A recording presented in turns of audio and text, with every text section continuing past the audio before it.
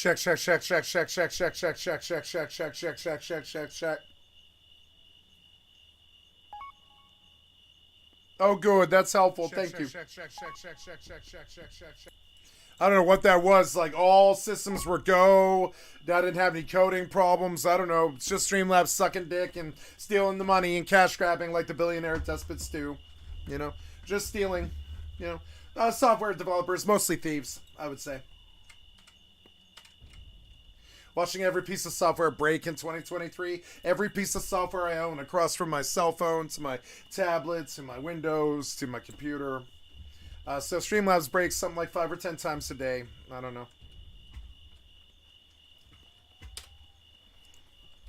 Oops, I'm on the wrong thing here. I'm going to finish this video here. Sorry about that. Where is my... where did that go? Did it end? I feel like I broke this. Yep. So game capture. Da da da. There we go.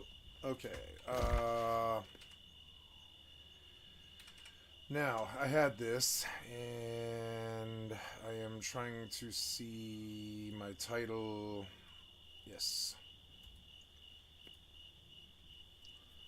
There. Geek scored this one at 7.5 and said, quote, Ad Infinitum balances engaging gameplay with a deep, dark, fascinating story that tells a tale of a family torn apart by war, end quote. The Crew Motorfest. Okay, now this is that Forza-esque racing game from Ubisoft. Always an uphill battle for this franchise, given how good Forza is. But from the looks of things, it appears to have ticked enough boxes to make your average racing fan very happy. No Steam reviews for this one since it's a Ubisoft game, but critics have it at a strong 77 on OpenCritic. Luke Riley is IGN's go-to man for racing games, and he certainly knows his beat. He scored this one a 7 out of 10, saying, quote, The Crew Motorfest is a robust racer with a confident sense of style, but its smaller map lacks life, its multiplayer isn't really worth the wait, and its omnipresent microtransaction opportunities are still tedious, end quote. Most of the reviews hovered around the 7 or 8 mark, so if you're in the mood for a competent but unrevelatory racer, don't forget that this is available on Ubisoft's subscription service, so you can play it cheaply, so long as you don't mind not owning it outright. The most impressive release of the week was Lies of P, the basically debut title from Round 8 that set out to deliver a Bloodborne-inspired experience with its own unique twist. Lucky for all of us, Round 8 absolutely nailed it. Lies of P currently sits at 87% positive on Steam, and critics are in a similar spot, scoring the game an 82 on OpenCritic. What If Gaming scored it an 8 out of 10, saying, quote, Its solid presentation, rewarding exploration, and twisted world building makes it an easy game to recommend if you can ignore some caveats tied to its parrying and lack of poise, end quote. More importantly, Austin reviewed it for the channel, and he strongly recommended it. He was super impressed by its presentation, its weapon systems, its core combat. It's always good when something's at least okay. Definitely not just living in Bloodborne Shadow, which is great to see. If you're interested to learn more about that one, I'll leave a link to it below the like button. Final release of the week was Mortal Kombat 1. No, I'm not interested in any Souls-likes anymore. I believe I have a better one that I'm playing right here, right now. I still think this is a better Souls-like. It kicked my ass a lot more today than I think a Souls-like would. And, you know, I would say... Excuse me. Oh, you can't do that, huh? I don't know if I can do this. I don't think I can. It's annoying. To have arrived with a lot less fanfare than Street Fighter 6 did earlier this year. But Street Fighter 5 really disappointed folks, so the stakes were a lot higher. Mortal Kombat, on the other hand, has been on a great stretch for years now, and this latest entry appears to be keeping the good times rolling. No Steam reviews yet, but critics have this at a strong 85. The 6th Axis scored this an 8 out of 10, saying, quote, Mortal Kombat 1 serves as a love letter to fans of this 31-year-old franchise, and as a pseudo reboot, it also has potential appeal to newcomers alike. There's still room to grow, and I'm sure it'll just keep getting better, but Mortal Kombat 1 is already definitely worth your time, end quote. Do watch out for that Switch port though. Nintendo Life scored this a brutal 4 out of 10, saying, quote, Switch port issues, big resolution dips, input timing problems related to performance drops, missing content, game-breaking bugs in invasion mode, long loading times, and unresponsive menus. If you're a huge Mortal Kombat fan whose only option is Switch, how did you get a Mortal Kombat wrong? Any other option, we suggest you stay away from this one. Stay away from Switch in general. So what's coming out this week? Well, it's actually a pretty massive week full of big and small releases. Kicking things off is a small release that's actually a pretty big deal. Party Animals has long been one of the most wish-listed games on Steam, suffering multiple delays along the way. The wait is now over though, and on the 20th this game will be available for PC and Xbox, where it's also day one on Game Pass. What is it? Well, think Fall Guys, but less organized, more bouncy, and somehow more cute. It's a physics-led multiplayer brawler with a bunch of different maps and objectives. All of its designs just keeps you laughing with your friends. You can play online or local co-op. It looks like a great time. I low-key expect this one to pop off and take over every social media timeline for the next few weeks. Here's one that I'm very interested in, Witchfire. This one was revealed a long time ago. Back then it piqued our interest for its mix of magic and weaponry, bit of Destiny energy in there. The game was delayed a few times for a few reasons, and at one point the developers basically rebuilt the game's core world design, allowing for more interconnectivity. Since then, the game has looked better and better with each trailer, and on the 20th, the game will launch into early access exclusive to PC. Austin's checking out this one this week, actually, so be sure to subscribe and ding the notification bell so you'll know when his coverage goes live sometime next week. In the mood for a bit of free-to-play, medieval-inspired rough and tumble, Warhaven arrives exclusive to PC on the 21st. This is similar to stuff like Chivalry or Mordhau, but it's way less gory as all your foes turn to stone instead of, bloody piles of bone and sinew. This is a much more fantastical spin on the formula as well, full of magic and impossible contraptions and all sorts of stuff that you don't find in those more grounded renditions of medieval warfare. I don't know about you guys, but I think this looks kind of fun, and so long as the in-game spending isn't out of control, then yeah, this might be a good time. Payday 3. We all wondered if this would ever see the light of day owing to all the troubles over at Starbreeze, but they pulled it off. The latest entry in their wildly successful Heist series hits all platforms bar the Switch today, or at least the early access period kicks off today. The official release is later this week. There's been a number of betas up to this point. All of them indicate this is definitely another Payday game. Fans of the franchise are more than okay with that since it provides a huge amount of replayability, either alone or with your mates. We'll check back in on reviews for this one next week. As I mentioned earlier, Resident Evil 4 Remake gets its Separate Ways DLC on the 21st. That's hitting all platforms. My Time at Sandrock is the follow-up to My Time at Porsche. It's a cozy building game at heart, but it's also got some open-world exploration and combat and bosses and mounts and racing and all sorts of stuff. It's been in early access on PC since May of last year. It's still in early access, but now it's making its way to consoles on the 26th. Nice purple blunderbuss. The biggest release of the week is one of the most hotly anticipated expansions in the history of expansions. Cyberpunk 2077 Phantom Liberty arrives on PC. What are you talking about? You spent the last 3 years talking about how bad Cyberpunk sucked dick. What do you mean the most awaited expansion? I want New World more than Cyberpunk. What are you talking about? The entire media just spent the last 5 years using Cyberpunk as some kind of anal sex toy and then a redemption story. And I'm sorry, man, but no, I'm not waiting for fucking Cyberpunk, no. I just rebought Cyberpunk for $70, the Ultimate Edition. I got a refund on that motherfucker. I got to this, to pass the shitty Grand Theft Auto shit, and I was like, nah, man, 5 minutes of Grand Theft Auto is better than 5 hours of this game. I'm terribly sorry, it's boring, it's not fun. Seems like it's just a slog from point A to point B most of the time.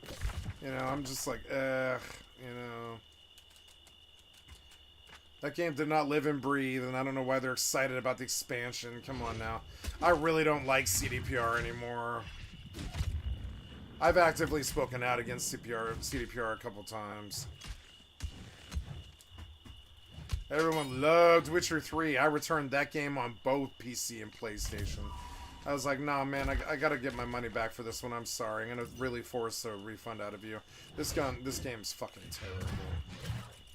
I was expecting at least Skyrim quality combat. It didn't have that.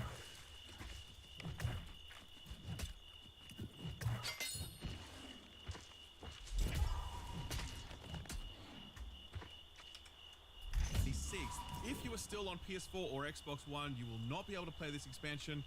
Cyberpunk was never really playable on last-gen consoles anyway, so this is CD Projekt Red just kind of making it official. This expansion is really two things. Firstly, it's Update 2.0, free to anyone who owns Cyberpunk on current-gen consoles and PC.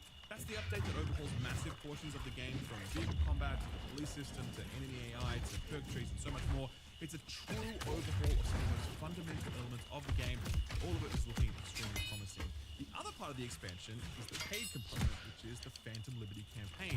That's the one starring Idris Elba, a spy thriller where you have to either help or betray the president of the new United States of America. It's got new weapons, new vehicles, a new level cap, a new portion of Night City to explore, and tons more. Are you a badass enough dude to Space Marine the president's daughter backwards in Cyberpunk land? Are you bad enough, ass enough, dude, to be a space marine in cyberpunk land? You gonna rescue the president's daughter and shit?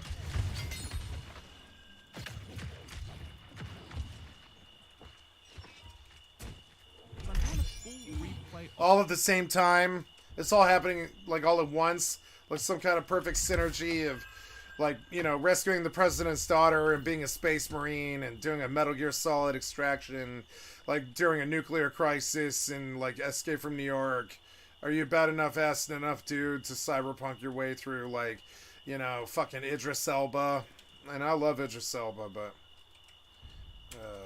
of the game, from character creator right through to the credits of the original. This is the last major update Cyberpunk will ever get, and I want to see how it lands after one of the most tumultuous. Thank God. Not only that, but I can reveal this week the Friends Per Second podcast is sitting down with Cyberpunk game director Gabe Amantangelo. He's directing not only the Phantom Liberty campaign, but he's also directing the Cyberpunk sequel, which is currently in pre-production. That episode will go live this weekend on podcast platforms and this very YouTube channel. I'll leave a link to it below the like button, or you can just subscribe and ding the notification bell so you'll know when that episode is live. Should be a big one. Don't want to miss it. Hey, put this on your radar.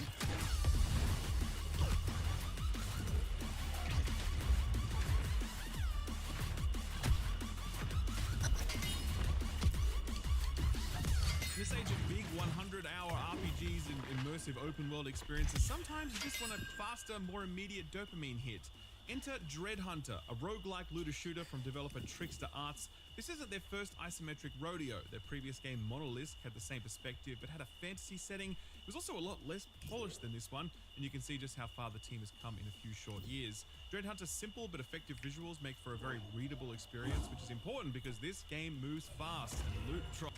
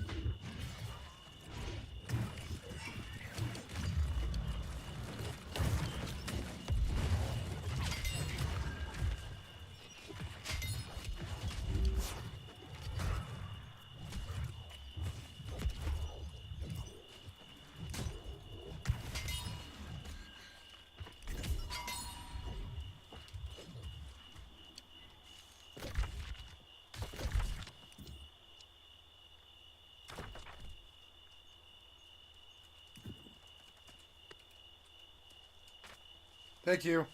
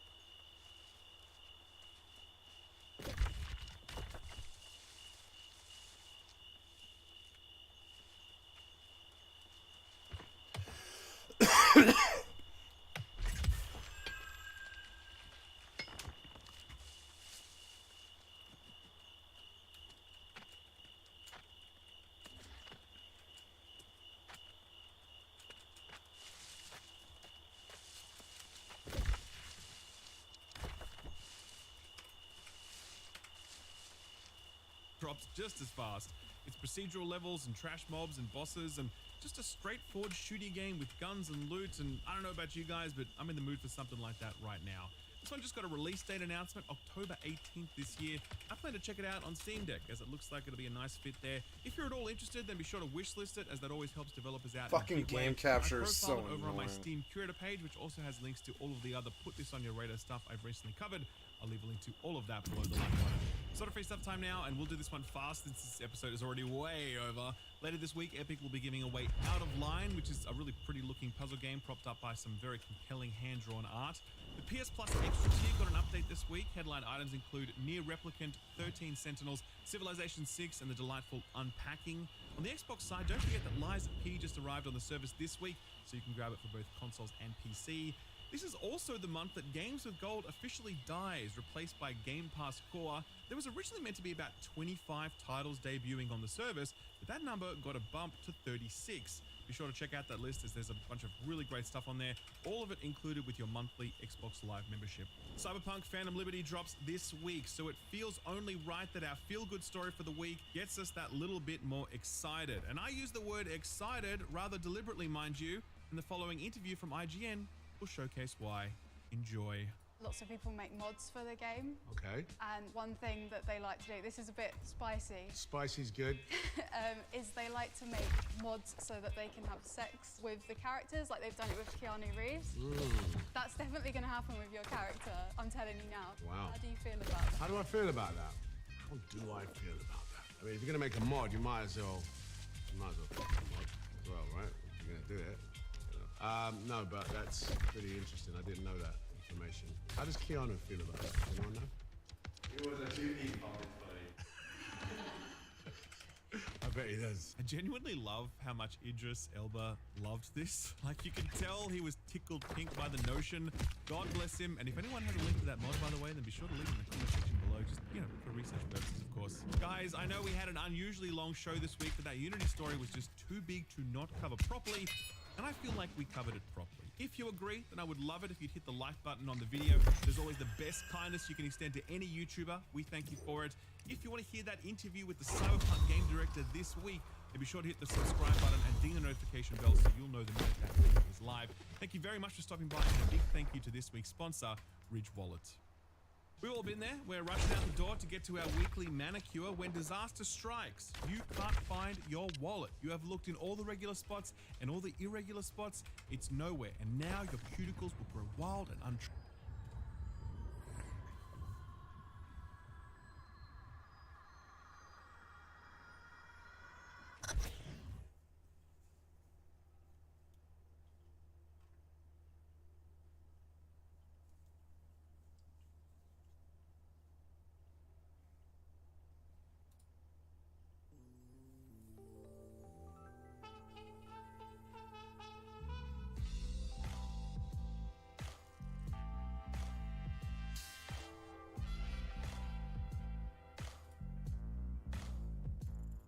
Grand Theft Auto 5, the second highest selling game of all time, with sales over 185 Minecraft. million at the time of this video.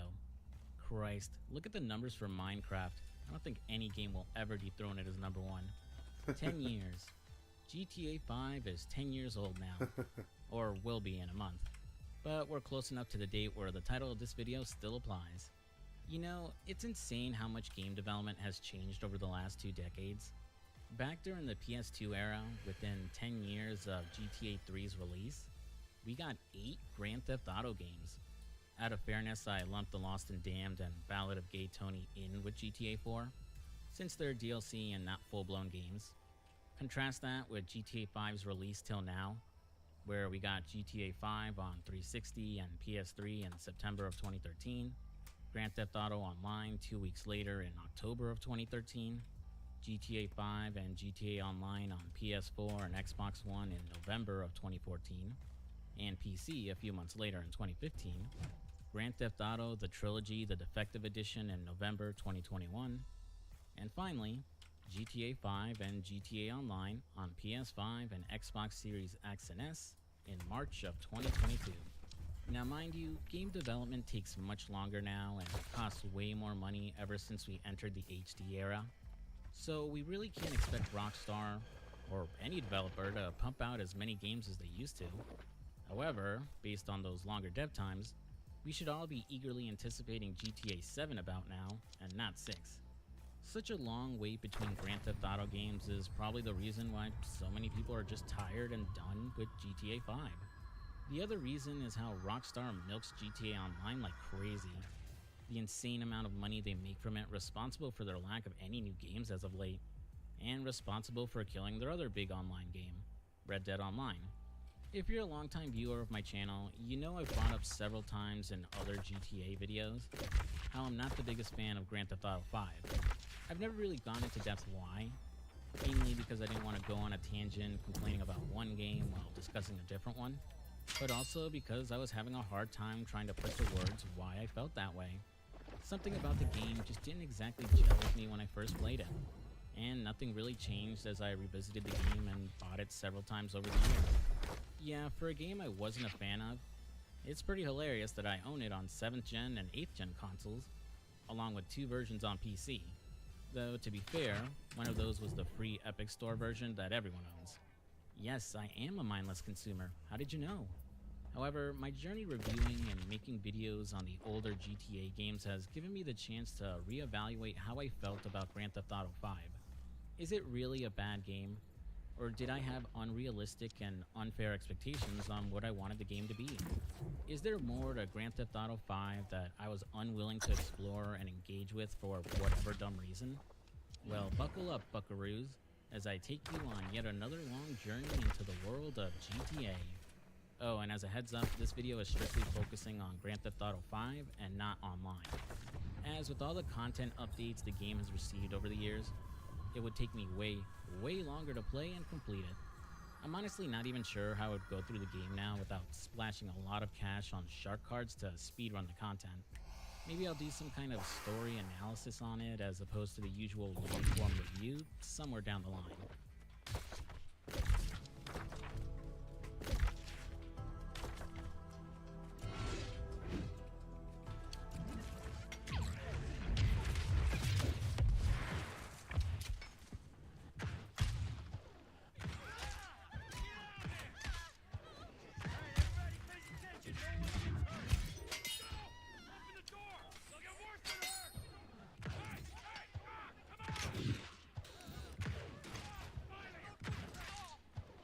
Right off the bat, I have to give GTA 5 some credit, because this is easily the best opening to any Grand Theft Auto game.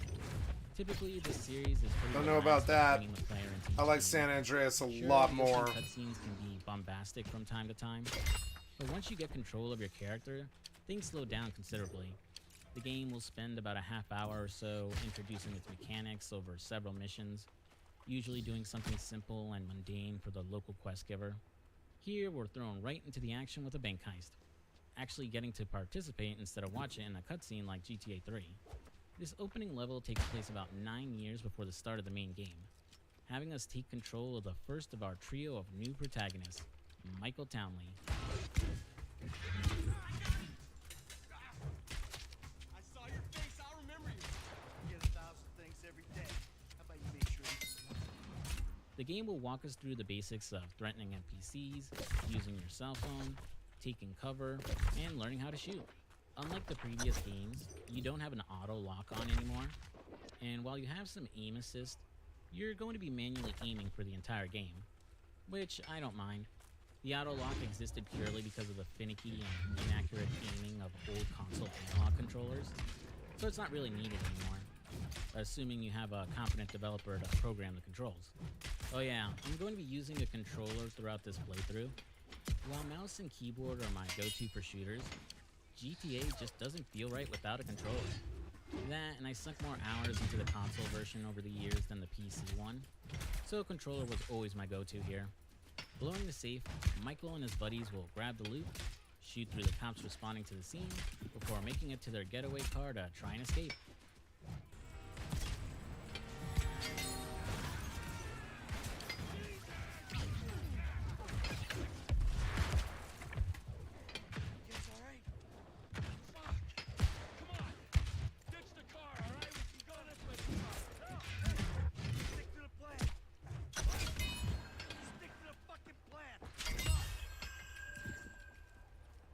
Their final standoff against the police doesn't go well, with Brad and Michael getting shot and leaving Trevor to fight for himself.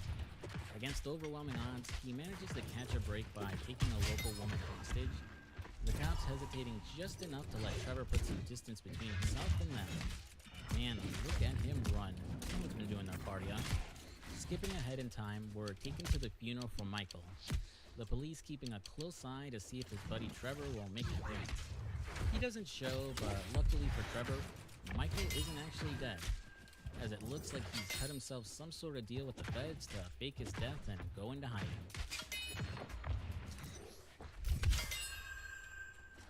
Your son, James. He's a good kid.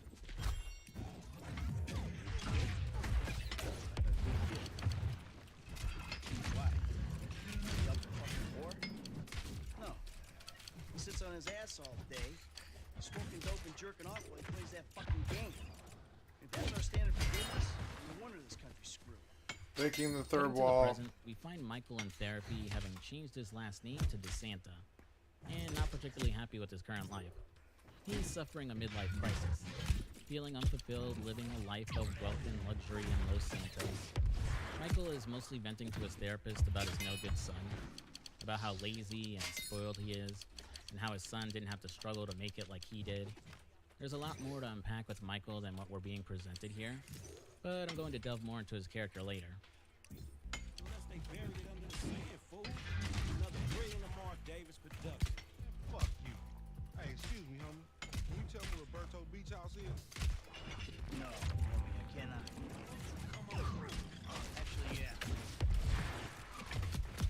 That house right there. Yellow stairs. Yeah. Good looking out, homie. Appreciate it. Man, get your stupid ass on. Hey, you ask him if he knows the fucking owner. Or better yet, do some skywriting that reads there's a couple of niggas here about to boost some cars in case somebody didn't realize. Instead, let's swap over to our next playable character, and the one we follow for the opening hours of the game, Franklin Clinton. Franklin is the youngest of the new trio of GTA protagonists, a gangster and member of the Chamberlain Gangster Families, or CGF. The CGF is part of a larger collection of gangs known as the Families, which previously appeared in GTA San Andreas, with CJ and his brother Sweet leading the Grove Street Families. I should point out that while the GSF is mentioned in the game, with some vague allusions made to its former members, this game is in a separate continuity from the PS2 trilogy of games, so the Grove Street here isn't actually the one we know. That said, Franklin does have a lot in common with our old friend CJ, as he shares his sentiment of wanting to do more with his life and become more than just a gangbanger, especially as his current job as a repo man isn't particularly glamorous, and isn't all that different from being your average thug. Franklin is also similar to Luis Lopez from the Ballad of Gay Tony DLC, as Franklin's desire to rise up in the world gets criticized by his friends and family, who think he's acting stuck up and better than everyone. This is despite the fact that just about all of them are going nowhere in life, and need Franklin to get things done for them. The best example being his best friend and fellow repo man, Lamar, who still embraces the hood life, fixates more on get-rich-quick schemes, and is overall kind of an idiot. Despite those faults though, Lamar is surprisingly likable. His jokey and less serious demeanor working as a comedic foil for Franklin. He's easily my favorite of the side characters, as his interactions with the main cast and some of the people they deal with are hilarious. And it's no surprise Rockstar made him your first contact in GTA Online. Swinging back to the story, after receiving some directions from Michael, Franklin and Lamar find the house they're looking for and the cars they need to repo. Each of them hopping into a ride, they'll start a race on their way back to their job to drop off the cars. I gotta tell ya, I really love the driving in GTA 5. It's found a nice medium between the faster arcade controls of the PS2 games and the slower, weightier, and attempted realism of GTA 4's controls. If you watched my original GTA 4 video, or the updated supercut, you know I'm not a fan of the driving in GTA 4. I did a piss poor job explaining its mechanics in the original version of the video, flat out dismissing them as bad. A criticism I worked to rectify in the supercut version by explaining my issues with it better. The added weight to cars and changes in the driving physics made you have to be careful and slow down when braking or making a turn.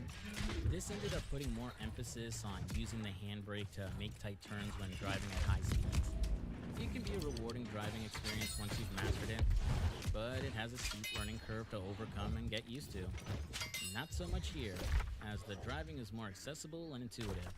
I never feel like I'm fighting against my car anytime I try to make a tight turn or swerve.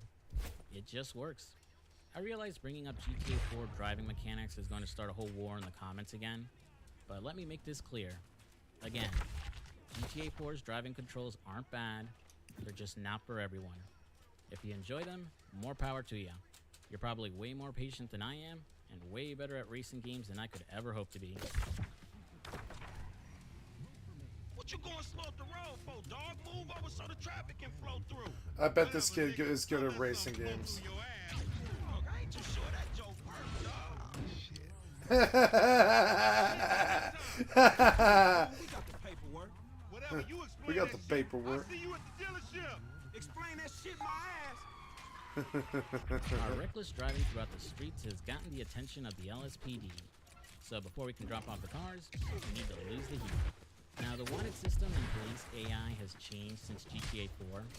In that game, once you earned a wanted level, a search area would spawn on your radar that would grow in size according to your wanted level. To evade the cops, you'd have to drive out of that wanted zone and avoid running into the police long enough for your wanted level to play through. Here, it's about breaking line of sight with the cops and staying out of their cone of vision long enough for them to call off the search. On paper, this should theoretically make it easier to deal with them, but in practice, not so much, as their AI seems programmed to just lock onto wherever you're hiding, often searching and closing in on your position despite the fact they couldn't have seen you enter that area. Not to mention the fact that even if you're in the most remote areas of the map, and realistically no one should be around to see you commit a crime, several squad cars will instantly spawn around you. At higher wanted levels, the LSPD have aimbot levels of shooting, as they can cleanly pick you off from the side of the road or while riding a helicopter. Trying to shake them off often feels tedious, as they focus on boxing you into an area or hitting your car to cause it to spin out. Even staying out of their sight is such a hassle, as it could take forever for them to stop their search even at a 1-star wanted level. You can't lean on repainting your car like you used to either, as Los Santos Customs, which replaces the paint spray, won't let you enter their garage and I love that he mentioned this. You know, GTA 4 did this too, and yeah, it's more realistic. But man, it just makes these chases even more of a hassle. Not helped either that the LSC garages are spread pretty far on the map, are awkward to enter as most of their garages aren't facing the street, and need you to go around the building, and to top it off, are closed during certain story missions. Depending on your wanted level, police chases can feel like slow and boring games of hide and seek as you wait for them to give up, or a fight for survival as their aggressiveness and tactics make it almost impossible to outrun them. After spending a little too much time trying to lose the cops, I eventually arrive at Simeon's car dealership to drop off the ride we repoed. This racist insulted me. Hey, what's up, bro? Who you calling the nigga? No, I'm not calling nobody a nigga. Hey, what the fuck? I mean, N-word. That's not cool, man. I don't say that. You're fucking right. You better be right. This man right here, he's an international businessman, a multiculturalist. That I could not have said better myself. This pillar of honesty and trust is Franklin's boss, Simeon. He runs a credit fraud scheme of leasing overpriced cars at exorbitant monthly payments to unsuspecting suckers.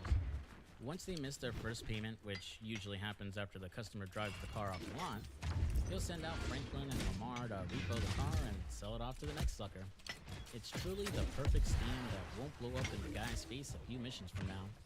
Something I found pretty interesting when revisiting this game, especially after playing so many GTA games in the last year, is how Grand Theft Auto 5 does its cutscenes. In previous GTA games, cutscenes are framed like scenes in a movie. The camera is usually static, framed on one person or thing in the cutscene, before cutting to the perspective of someone else. Grand Theft Auto 5 cutscenes are closer to the filming style of reality TV, with the camera often following the characters in the scene, zooming in on their facial expressions, and panning over to other characters as opposed to a quick cut. The camera is almost always moving too, creating the illusion that there's an actual cameraman there filming the scene. It tends to seamlessly transition from gameplay to cutscene as we arrive at an objective or a mission giver. NPCs often engaged in conversation before we actually interact with them. I really dig it, and it helps Grand Theft Auto 5 stand out compared to other titles, weaving us between story and gameplay without feeling too much like we just initiated a video game cutscene. Though they kind of mess up what they're going for here anytime the game has to skip ahead to the right time of day for the mission. In the older titles, certain missions could only be done during specific times of the day to compensate for the cutscene and tone they were going for. GTA 4, meanwhile, thanks to creating the cutscenes in-game as opposed to pre-rendered cutscenes, would set the mission during whatever time you talk to the mission giver. As annoying as it would be to make the player wait for the right time of day to do some missions, maybe going with the old method would have been better, allowing the game to keep that seamless transition from gameplay to cutscene without having to watch time fast forward. What's up? Can a low come up in your crib? Man, fuck you. See you at work. Oh, nigga don't hate me because I'm beautiful, nigga. Maybe you got rid of that old yee-ass haircut you got, you get some bitches on your dick. Oh, better yet, maybe Tanisha will call your dog ass if she ever stop fucking with that brain surgeon, the lawyer she fucking with. Nigga.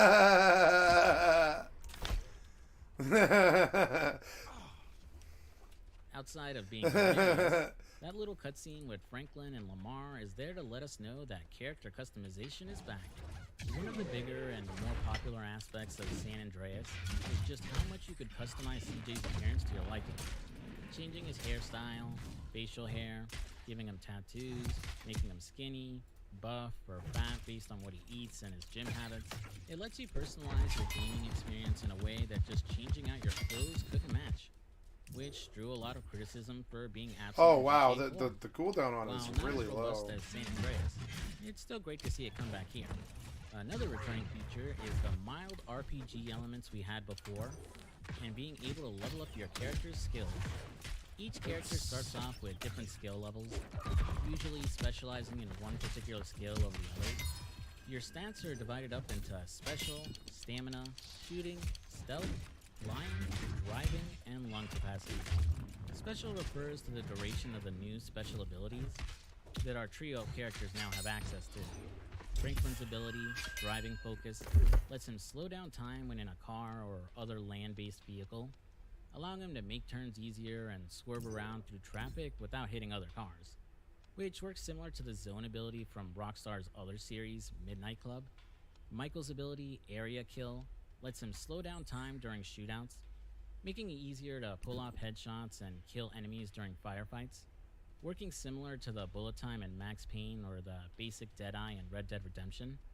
And finally, there's Trevor's ability, Red Mist, which increases the damage done to enemies and reduces the damage they do to him, with the bonus of making him unkillable while it's active. It's basically the rage mode we saw before in the Warriors game.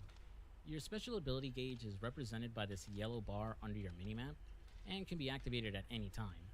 How you refill that bar varies from character, with Franklin refilling his by speeding or driving recklessly, Michael getting stealth kills or landing headshots, and Trevor by taking damage, crashing cars, killing pedestrians, or landing headshots.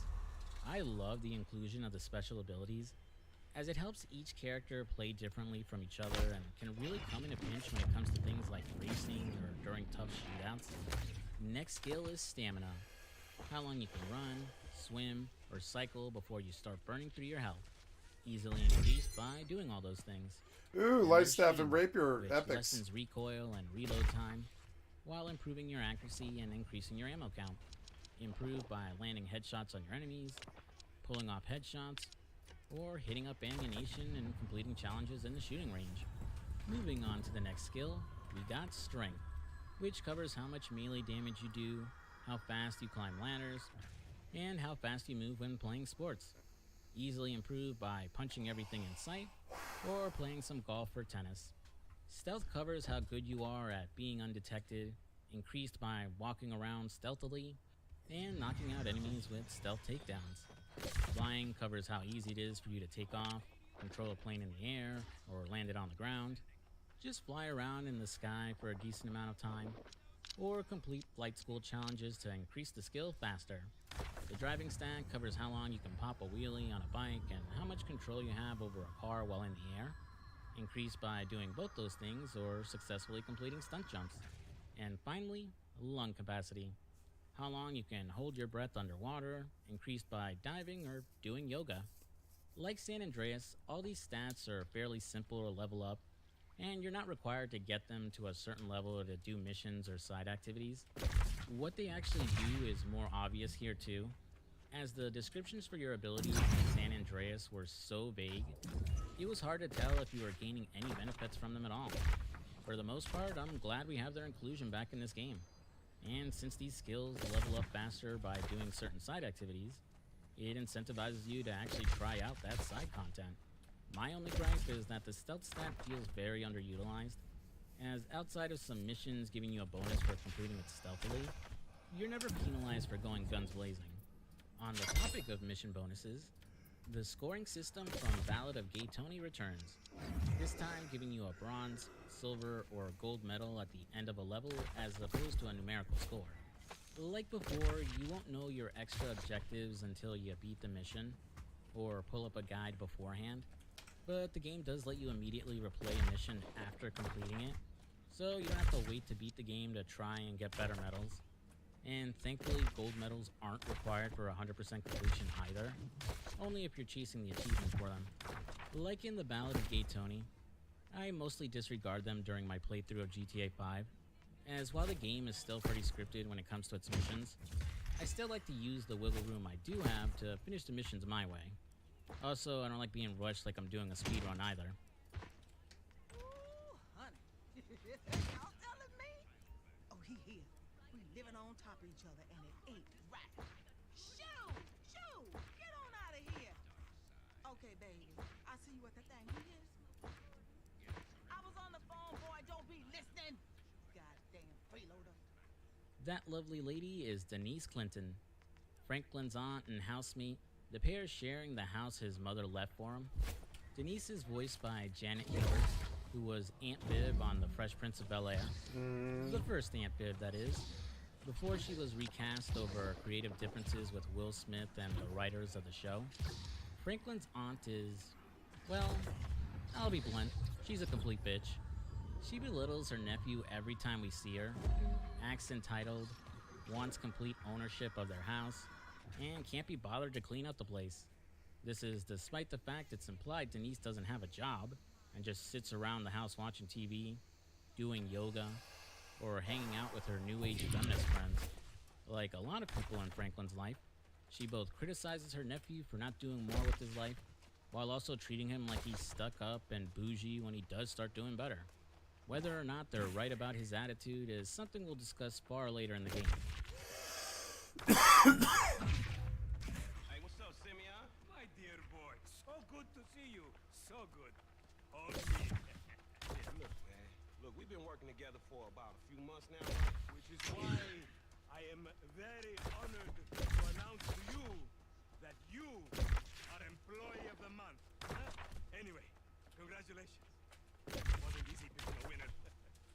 Yeah, me, Lamar, your nephew Sacha with the Twitch. Look, man, it's been a real honor, homie. I gotta move forward in my life. It seems like all I do is keep telling myself to do and I do it and nothing changed. Man, you have no idea how much I relate to Franklin when he says that. Despite his attempt to leave his job, he's sucked back into it by his boss, Simeon. He puts Franklin and Lamar to work repossessing a bike. Heading down to Vespucci Beach, the boys will search garages for the bike, earning the attention of the bike's owner's friends and members of the Vago Street Gang.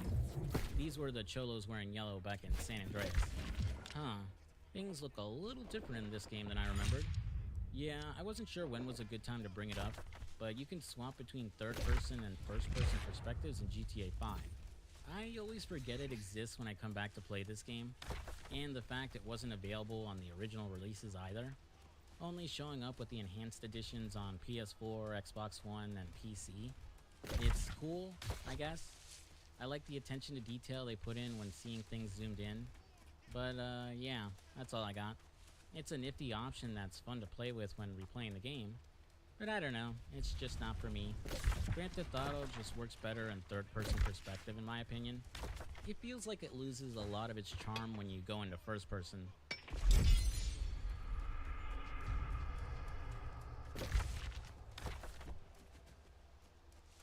Wow, the second mission of the game and I've already been killed. I should turn in my gamer card with a performance like that. Grand Theft Auto 5 isn't much more difficult than the other games in the series. In fact, I'd go as far as saying it's the easiest of the main games, especially since you now have regenerating health. And planes. Whenever your health drops below half, if you take cover and wait long enough, you can wait for it to recover back up to 50%. I think the issue, at least for me anyhow, is how easy it is to get reckless and neglect your HP. This is mostly because of the updated HUD, which, while I like a lot for keeping the screen from getting cluttered, tucks your current health, armor, and special down in the corner of the screen. I prefer how GTA 4 did it, with your health and armor surrounding the radar in a circle, making it much easier to keep an eye on. After taking out the Vagos, we'll chase after the bike owner and kill him when we knock him off his ride. Mission accomplished. Franklin will take the bike and meet up with Lamar, who, still butthurt about losing Employee of the Month, decides to keep the bike for himself and lie to Simeon about it. I'm sure this won't have negative consequences for the duo later.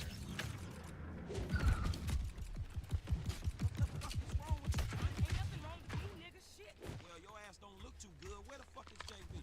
Smoking? And what about you? Man, no, I can't do it.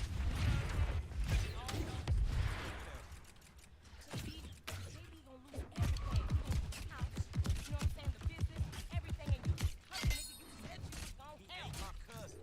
Whatever, if that's how you feel. What the fuck do I know about touring cars? Look, it's easy. If JB can do it, you can do it for fucking sake. Come on, I'ma show you. Come on.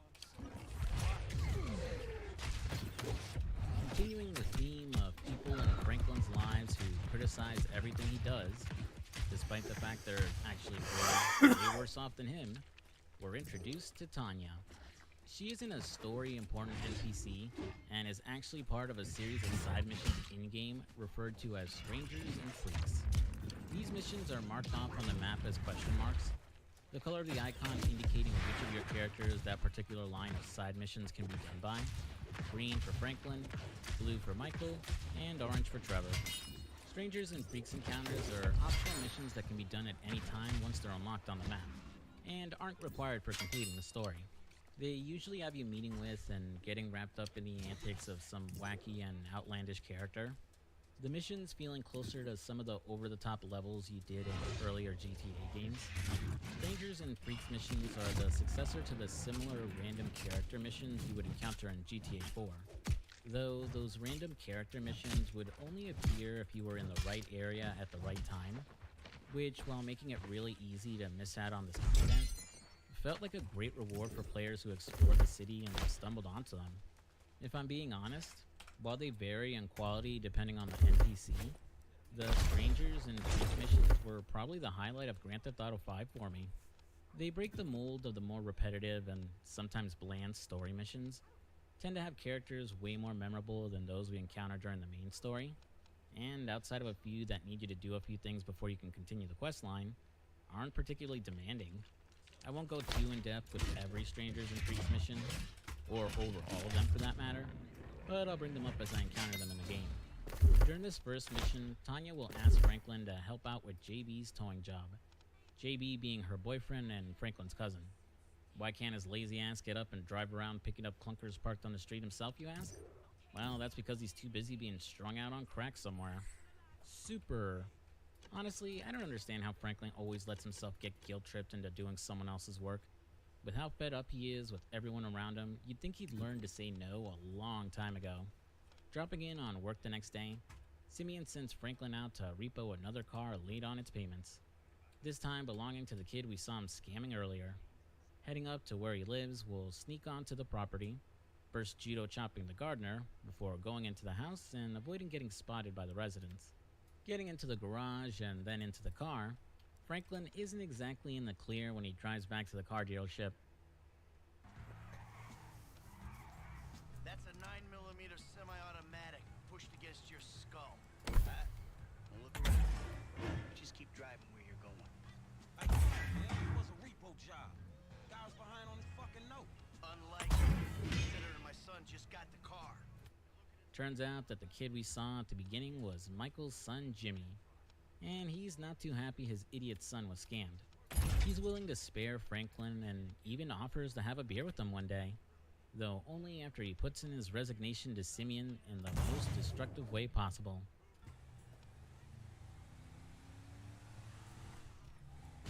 Situations, dog! Nathan, what the fuck are you doing? Mr. Simeon, it's not exactly how it is. Alex Trump big for a job well done. Get out of here, kid. You motherfucker! Control now shifts to Michael, who calmly and rationally explains his grievances with Simeon. While I now have the option to switch to Michael and start his story, I'm going to stick with Franklin for a little longer. The next mission has Franklin working with Lamar again, with Lamar's dog Chop tagging along. He's gotten word that an old Bala's OG named D is out of jail, so he wants Franklin's help in kidnapping him so they can ransom him for money.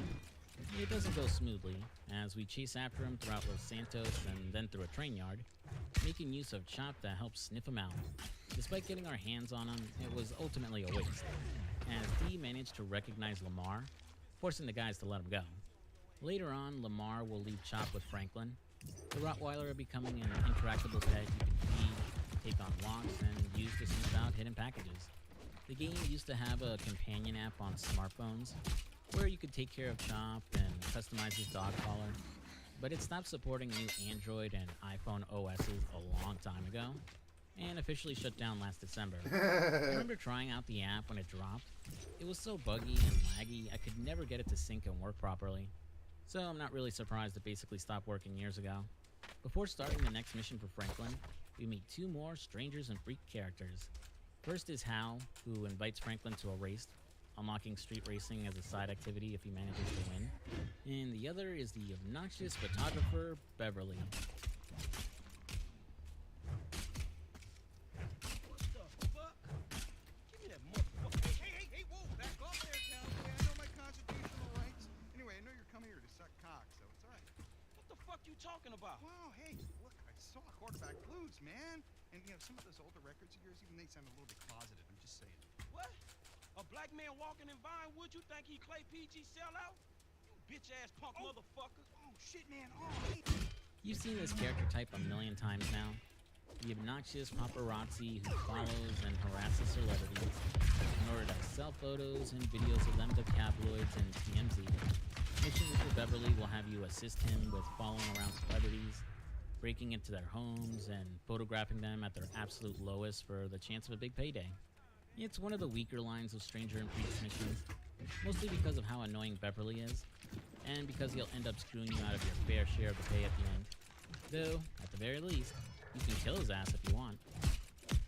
Bitch, you ain't no more of a man than me. I hear that. Gangsta shit, nigga. Look who's been back. Patty with it, man. Oh, no, show some respect here, nigga. That man, he couldn't hold down his back. Come on now. Damn, man. I gotta spend my day with another middle-aged fool trying to recapture his youth. What the fuck you say? Missed you, dog. Oh, you missed me, huh? Nah, I ain't missed you. Your ass could have stayed gone for good. So I fucked your girl, mugged your mom, and yeah, about your ass in years. You got your huh? At the beginning of the next mission, we're introduced to an old friend of Franklin and Amar's by the name of Stretch. He's an OG in the CGF, and he's fresh out of jail. Stretch lords his rank and status over the duo, Lamar idolizing him for it, and Franklin despising him and the expectation that they have to fall in line and do what he says. In an effort to impress him, Lamar has set up a drug deal with the Ballas. The trio will first hit up ammunition to get strapped before heading off to the meeting place. Ooh, Another she's- series staple that was missing in GTA 4 but makes its return here is ammunition.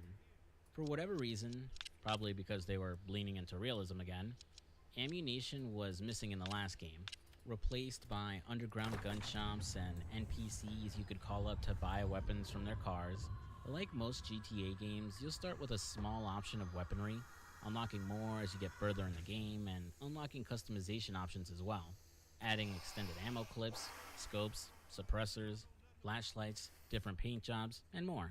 This is also the introduction of the weapon wheel, letting you slow down the action to swap between your arsenal of weapons, which are no longer limited to carrying only one weapon per weapon type, now being able to carry several per category and switch between them on the fly too. This removes awkward situations where you're constantly switching between weapons until you get to the one you want to use. Arriving at the warehouse where the deal is supposed to take place, Lamar unfortunately neglected to mention the fact that the dealer they're meeting with just so happens to be D, who we fucked up trying to kidnap earlier. Needless to say, this whole thing was a trap.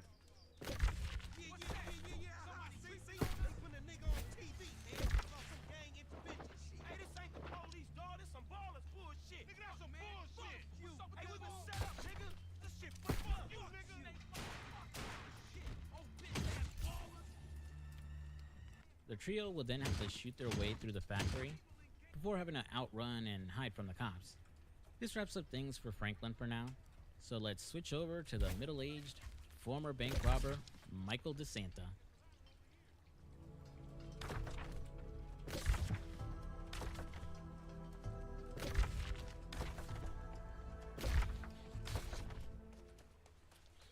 And what about you? What about me? Hey. I don't have the advantages that kid has. By the time I was his age, I'd already been in prison twice. I robbed banks. I ran whores, smuggled dope. And you consider them achievements? These were the opportunities I had. At least I took them. As I brought up towards the beginning, Michael is going through a midlife crisis after selling out his friends to the feds and going into witness protection. He spent the last 9 years of his life living in luxury in Los Santos, but unfortunately, the money and status didn't exactly make things better for him and his family. His son Jimmy is an unemployed stoner who spends his entire day playing video games and hates him. His daughter Tracy is a spoiled brat who is constantly chasing after fame and easily allows others to exploit her, and hates him, while his wife Amanda regularly cheats on him with random men she meets, her current boy toy being her tennis coach. Oh, and she hates him too.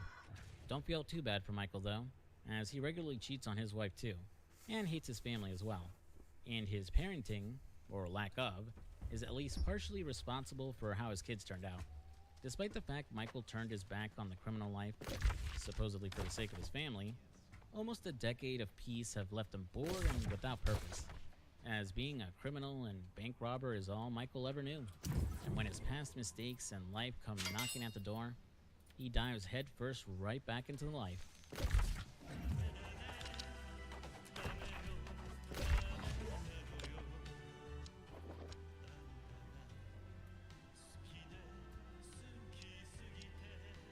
do you want?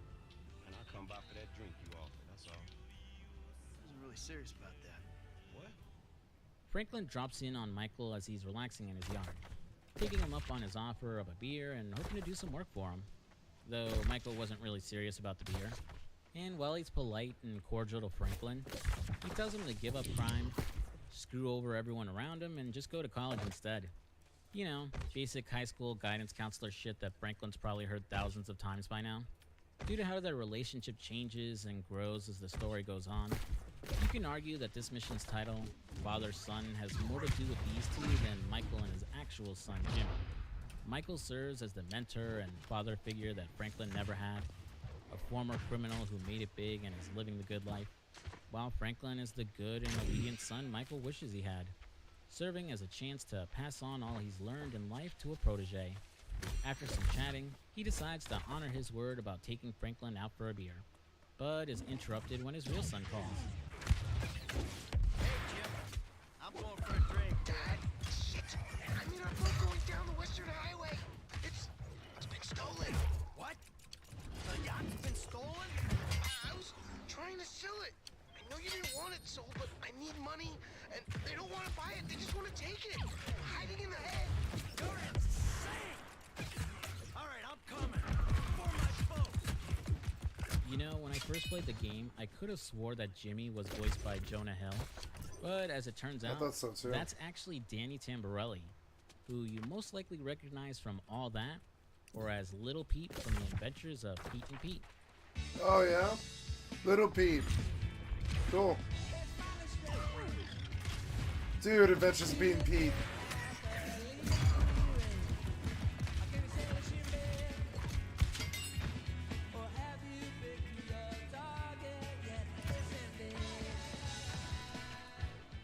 Holy shit, that theme song is just hitting me with 90s nostalgia. This show is so underrated.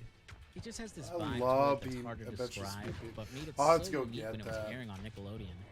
It's fucking criminal that it's not on Paramount Plus or any other streaming service, and its DVD releases are way out of print and overpriced.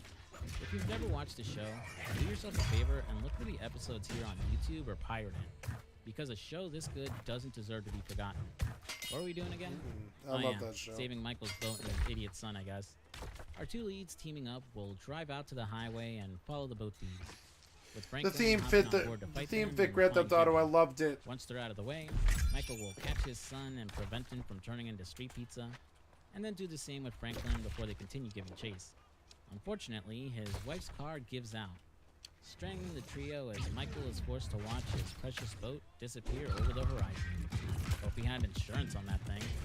Heading out to Los Santos Customs, Michael will take a cab back home, leaving Franklin and Jimmy to hang out and get Amanda's car fixed. Outside of repainting your ride and using it to lose the cops, LSC will let you modify and customize your ride.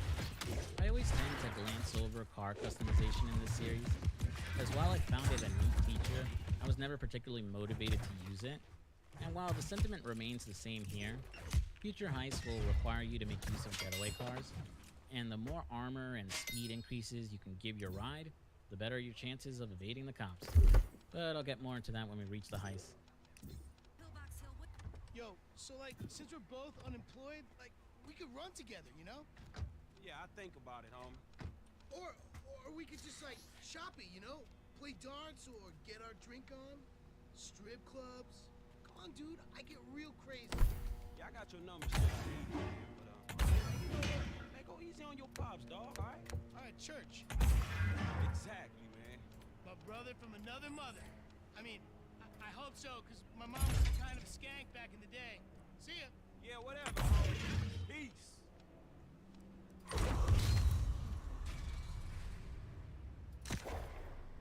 Like GTA 4, the ability to hang out with your contacts returns, but it's downplayed considerably. Since friendships and hanging out with those friends had such a mixed reception in the last month, with your associates calling at the most annoying of times, and getting uppity when you decline to hang out. So I kinda get why it was toned down here, and instead of them calling you, you have to call them if you want to hang out. Fuck! This has got to stop happening to me. Stop it! What's up, man? Michael, calm down. What the fuck is going on? Nothing happened. It was a She misunderstanding. fucked the frick in my bed. Bullshitting. It wasn't like that. You in? Let's roll. Get this motherfucker. Just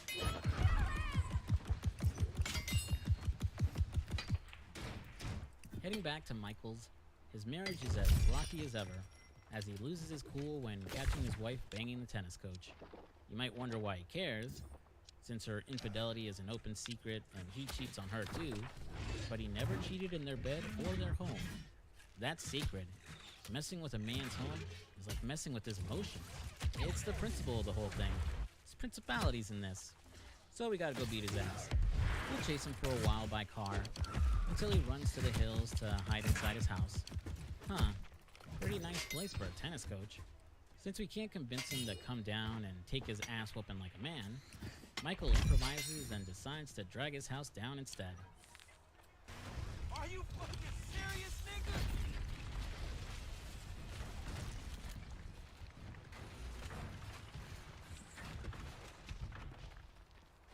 Mr. DeSanta, what the hell? That's not my house. Bullshit. Oh, bro, I couldn't afford a place like that. I'm a tennis coach. I hit balls for a living. I was just hiding there. Yo! Yes! Yes, man! Green light! Green light! Martin Madrazo, give you green light! Oh, I'm scared, lady. Just fucking terrified. Ah, that was someone else's house. That makes a lot more sense. Also, whoops, looks like we fucked up. Not counting the prologue, this is the first time that the character switching mechanic is properly showcased. During missions when you have two or all three of your leads, you'll often be prompted to switch between them to complete objectives, whether it be driving, getting in an up-close firefight, or switching to someone far from the action who can snipe and protect the rest of the group. It gets the most mileage during the heists, which have a lot of moving pieces needed to pull off successfully, and tend to be much longer as a result. While we manage to kill the rent-a-thugs after us, Michael isn't exactly in the clear when he makes it back home. You know who I am? You know who I am? Know you?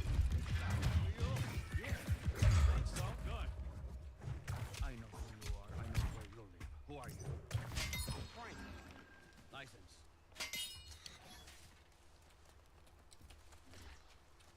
Now, Frank. Maybe hell, Mr. De Santa here. Who am I think Martin Madrazo. Good boy. Now maybe give him a little of a background. Man, Mr. Madrazo is a legitimate businessman who was wrongfully accused of running a Mexican-American gang and a narcotic ring, but the charges were dropped because of the witnesses came up. Listen, smart. Yeah. Now, Michael, got a question for you.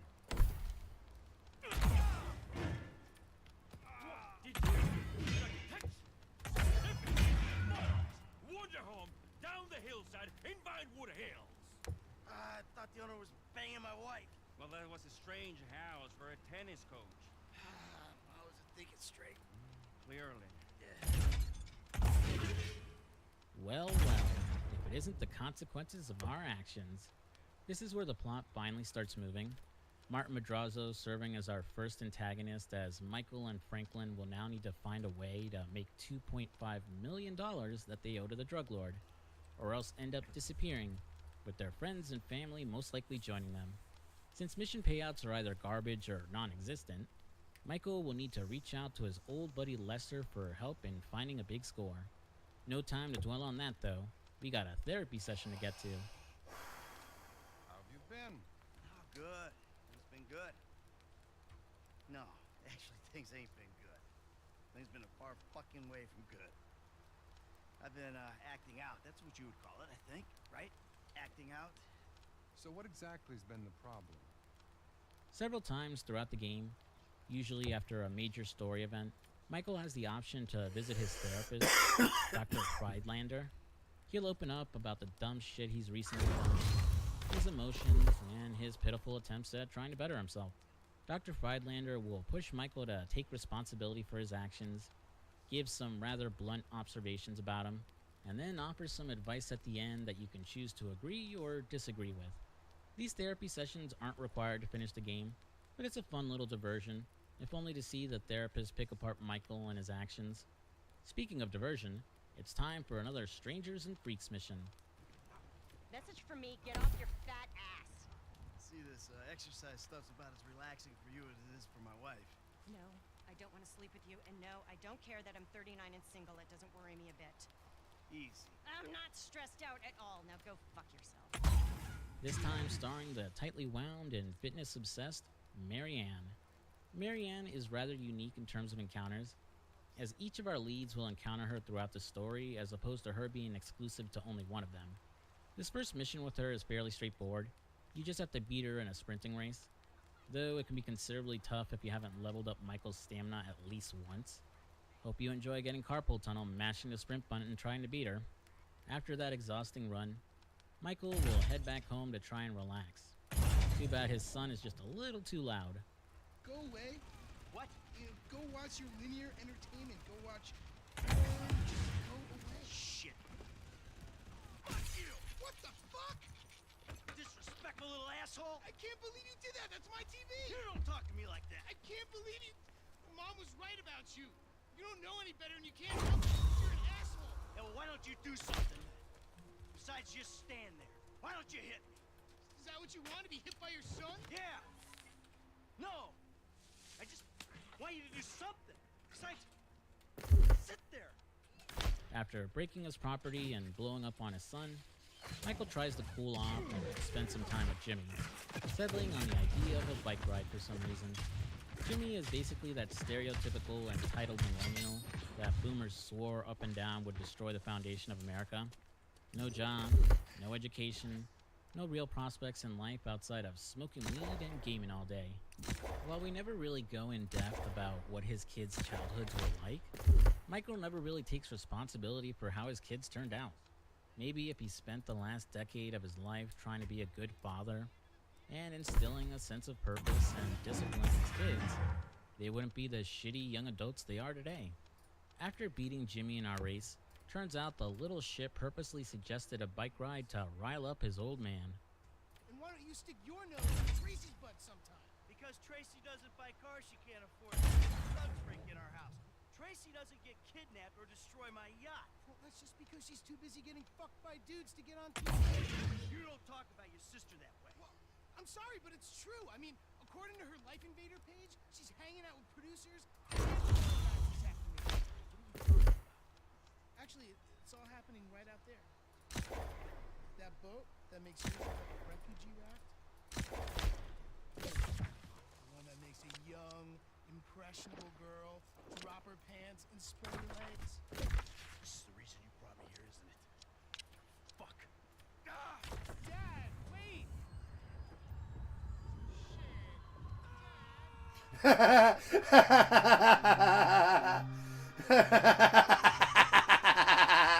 He fell off the pier. He like hit the pipe as he was running off the edge of the pier. It tripped him and started screaming as he fell. It was actually really funny. Man, and then when he landed in, the Donkey Kong it's such a music massive plays. step up compared to swimming in San Andreas, where the dark and muddy water made it feel like I could get jump scared at any moment by a terrifying sea monster.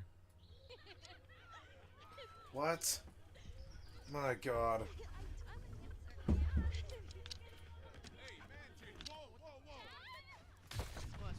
Take me out of here. Dad, you're embarrassing me. These are my friends. Yeah, you're embarrassing her, dude. Reaching the yacht, Michael will grab Tracy to take her home, pissing off the guys who own the boat, who give chase and open fire on them. After a detour through the sewers and river canal, the guys chasing us eventually give up, and Tracy thanks Michael for being a caring and concerned father. You fucking asshole! He's the fucking asshole, okay? He smashed my TV and he took me to the beach. The beach with my skin. So what, you sent him out to spoil my day too? I didn't know that he was gonna come get you. I just told him where you were. He's got that crazy look in his eyes, you know, like he gets sometimes, and he just went. I'm getting a cab. Coming with you. How about I just drive us home? You ruined my life.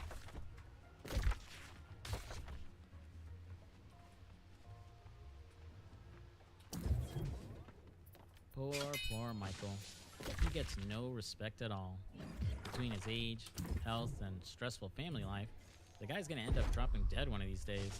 I think he needs to find a way to unwind and de-stress. Maybe take a page out of his son's book and partake in the devil's lettuce. Excuse me, sir. Can I talk to you for a second? The fuck are you talking about?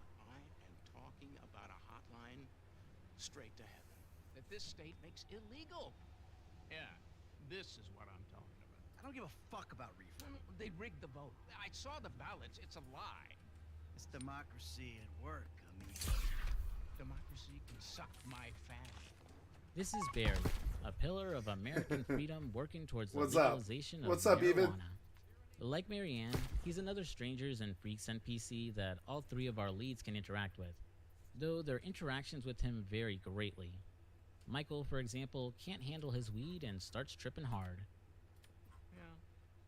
I mean, I'm sure they're nothing serious, but I never let them get.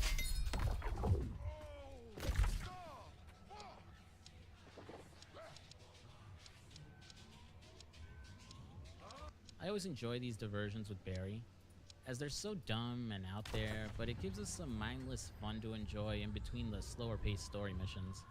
Alright, we've goofed off long enough. Let's go hit up Michael's old friend Lester and get to work paying off that Mexican drug lord. What's that, ma'am? Your friend's in trouble? Lead the way, I'll help her out. we got one. Go in there. Oh, son of a bitch. Alright, I know those guys put you up to this, so I'll let you off with a warning.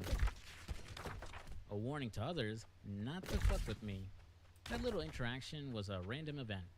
As you drive around Los Santos, It's so weird to hear like a 26-year-old nerd try to sound hard as he shoots pixels at a NPC.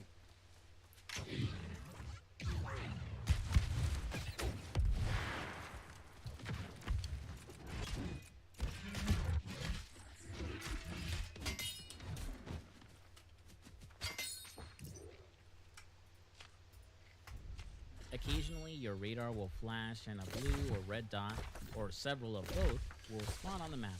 These are random citizens who need help in some way, either needing a ride somewhere, saving them from a mugger, saving them from the cops, and much, much more. You need to do about 14 of them for 100% completion, and the rewards you get for helping vary from encounter. Sometimes it's just a thanks, cash, stocks, or in some cases, the person becoming an optional crew member for future heists. Fuck you, Lester. You gonna let me in or what? Give me a minute. You need my help. How do you know? Because you came here. Why else would you? I haven't been a good friend for you, Lester. And you're gonna make it up to me by doing whatever I ask. Lester is an old friend of Michael's, serving as the hacker and intelligence man during his bank robbery days, responsible for seeking out potential heists and planning out the jobs.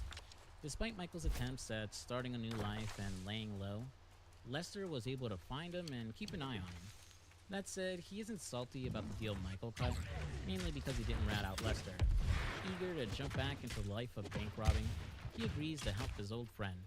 But Lester needs a favor first, and wants us to sabotage the phone prototype that the president of the social media site Life Invader is planning to unveil. First, Michael will need to update his look to appear more techie, which just involves slapping on a vest and shorts. Waiting outside the offices of Life Invader, he'll manage to get inside when a worker there mistakes him for the IT guy. Wait a minute. Do I know you? Yeah, I think so. IT temp, right? Yeah. You know, you gotta do something for me. You gotta put it in a ticket. No. I'd like to keep this one out of the database. Michael has to put his tech skills to the test when that worker asks him to clear his computer of viruses, which he accomplishes by closing out some pop-ups and then just running an antivirus. Why this idiot working for a billion-dollar tech company couldn't figure that out is beyond me. Swapping out the prototype phone for the one that Lester rigged, Michael heads back home to watch its unveiling and what Lester did to the phone. That's what their jobs are, running an antivirus. I should have gotten a real job. Oh, Jesus! Whoa! Whoa! Oof, that's a little much, isn't it? That Jay Norris guy didn't seem like a saint, but blowing his head off on live TV seemed kinda harsh. Lester isn't particularly bothered by it though. In fact, he's through the moon, as this act of corporate sabotage was also a form of stock manipulation. We'll now get access to the game's stock markets to sell and trade on, but I'll circle back about that mechanic later on. Slipping into some fancy duds, we return to Lester, who's found us a potential score. A fancy jewelry store by the name of Vangelico up in Rockford Hills. As the duo prepare to go case the joint, Michael brings up how they need to get a crew, and should try reaching out to their old contacts. Lester shuts the idea down, as all their old friends are either retired, dead, or in jail, instead suggesting they find some new blood to help out instead, giving us this gem of a line. There's a Eastern European guy making moves in Liberty City. And he went quiet. Gee, I wonder who we could be talking about. During our car ride up to the jewelry store, we get a little more info about that supposed deal that Michael made with the feds, as Lester calls out the suspicious nature of his witness protection placement, pointing out that the program wouldn't have placed Michael and his family in the lap of luxury. Not only that, but Michael has been sending monthly payoffs to a specific FBI agent, one Dave Norton. A man with an unspectacular federal career, his only accomplishment of note taking down and killing a notorious bank robber, one Michael Townley. Lester drops the issue as they reach the jewelry store, but it looks like Michael's deal with the feds isn't as straightforward as we thought. Reaching Vangelico, Michael will pop on some fancy glasses with a built-in camera, snapping photos of the store's security panel, cameras, and vents. After talking to the sales clerk and getting an idea of just how valuable these jewels are, Michael will head next door and climb up to the roof to snap a photo of the store's ventilation system. Returning back to Lester's garment factory, we'll put all the information we've gathered together and start planning out the heist. The heists were Grand Theft Auto 5 and Grand Theft Auto Online's biggest selling point. Big set pieces that were being hyped up during the marketing of the game. Before you can actually get to work doing the mission, there's several things that have to be done. First off, you need to decide on an approach. Either a safe and more subtle approach, or a more direct and dangerous one. Depending on the heist, your choice of approach will change the maximum potential income, with the most dangerous path usually yielding more money. Which plan you choose to go with will also decide what equipment you'll need to get your hands on for the setup missions before the heist. Once the approach is chosen, you need to decide on a crew to assist. Again, depending on the heist, you'll need a hacker, gunman, driver, or a mix of all three. Each crew member has different stats that determine how useful they'll be during the heist. The ones with the higher stats are more likely to guarantee complete success. The trade-off is that they take a bigger percentage cut from the job. Crew members you bring on heists will gain more experience every time they're brought in on a job, so there is some benefit to bringing the less skilled guys with you, especially since their percentage cut will remain the same even as they get better. What crew members you choose also changes what can potentially happen during the heist, like what vehicles are provided, how long security stays off, if hostages try to escape, and even if the crew member survives or not. While there are some default options for who to recruit for a job, you can unlock more choices throughout the game. Some, like the Life Invader guy Ricky, will be unlocked after reaching a certain point in the story. Others can be found during random events I mentioned earlier. For example, you can recruit an old friend of ours from Liberty City, Packy McCreary, a member of the McCreary crime family who Nico would assist along with his brothers during the campaign of GTA 4. He's a solid gunman with high stats and can be encountered fairly early in the game at a drugstore south of Franklin's house. Act as a driver for Packy and his buddy after they rob the place. He'll give out his contact info to bring in on future work. Just as a heads up though, I didn't actually recruit Packy until much later in my playthrough, mainly because I kept forgetting to do it. For the jewelry store heist, I decide on the smarter and subtler approach, which involves knocking out the people inside with sleep gas, disabling the security system, and stealing all we can before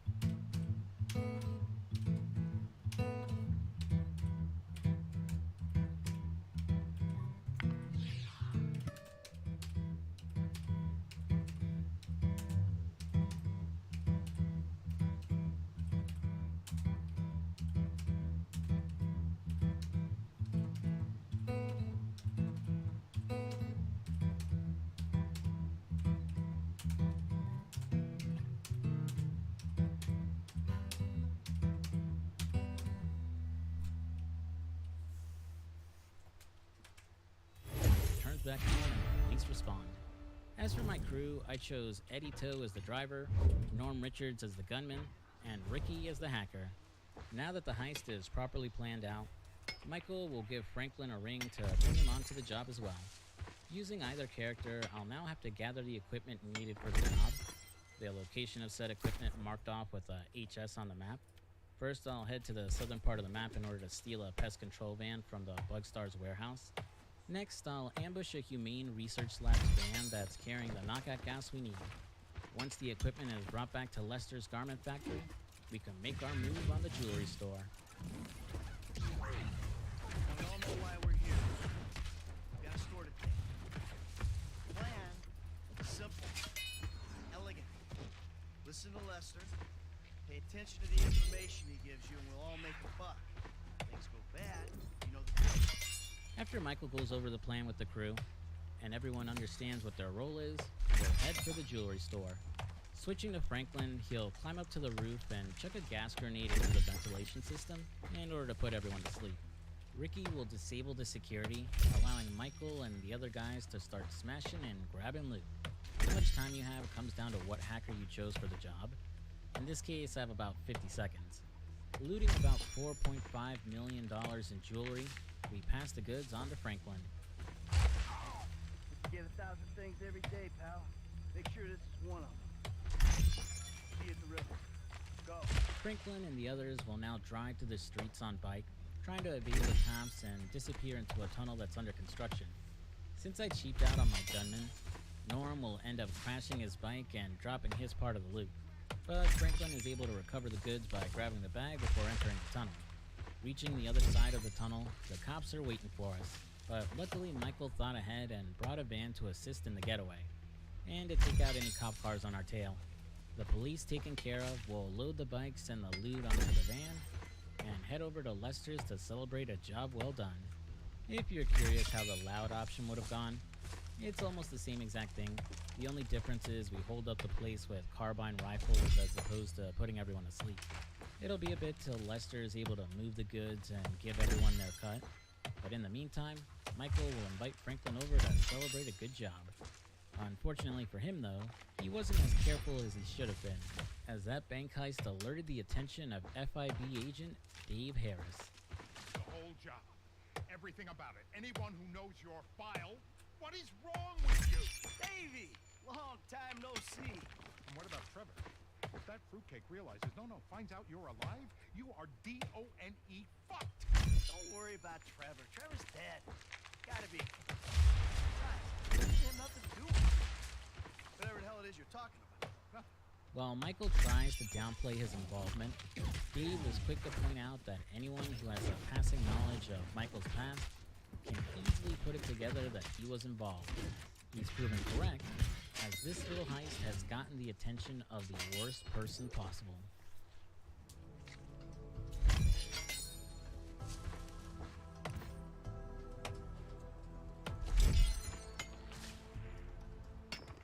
We forget thousands of things every day.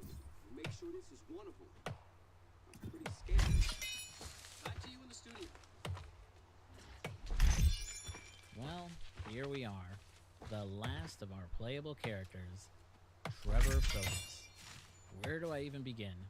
If Franklin is the sensible kid desperate to move up in the world, and Michael is a man past his prime, desperate to relive his glory days, then Trevor is nothing short of pure chaos. A man defined by his unpredictability and violence, his aggressive nature having dire consequences for just about everyone around him. Trevor has a long criminal career, acting as a partner in crime and friend to Michael, till the day Michael faked his death to start a new life. While Trevor managed to escape that day in Yankford, the last decade hasn't been all that kind to him, as his assets from his various bank jobs were frozen, leaving him with practically nothing.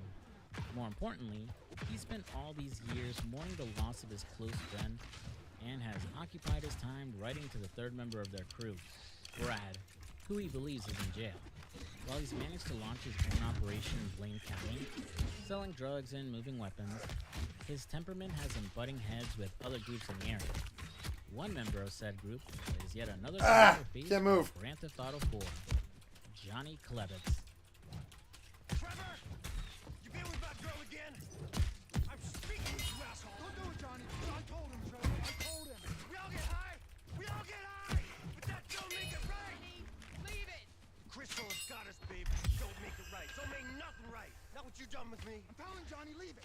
I ain't leaving nothing. Crystal's got us, babe. Trevor! Talking to you, motherfucker. What are you saying? Fucking my girl, man. It's wrong. Well, I gotta fuck someone. You want me to fuck you instead? Is that the problem here? Take off your pants, cowboy, alright? Let's fuck. You think this is funny? Get them off! Oh god. I told him to Oh, leave damn it, it. Trevor. I told him. Leave it. Leave it. Shut up, Ron. I'm about to fuck me a meth head, ain't I, cowboy? Get my boy sucker. Let's get this, huh? Fuck you, Trevor. I still love you. Alright, cowboy. Hey, I know. Come on. cowboy. It's okay, man. As a quick recap, Johnny was a side character in the original release of GTA 4, before becoming the lead of his own expansion, The Lost and Damned. He was the vice president of the Lost MC, initially in control of the club before their president Billy Gray got out of jail. The DLC explored the biker lifestyle, their clashes with their rival MCs, and the breakdown of the group as Billy's selfish attitude would turn the members against each other. Johnny is desperate to preserve the Lost and stop Billy from completely destroying it, especially when he tries to pin several crimes on Johnny and the other members of the group. And while he does stop Billy, ultimately, it's too late to save the club. Their chapter of the Lost disbanding and destroying their clubhouse. Johnny was this tough biker who never backed down against Billy, the feds, or anyone who tried to take him and his MC out. Anyone at all. A man who valued loyalty and brotherhood above everything else.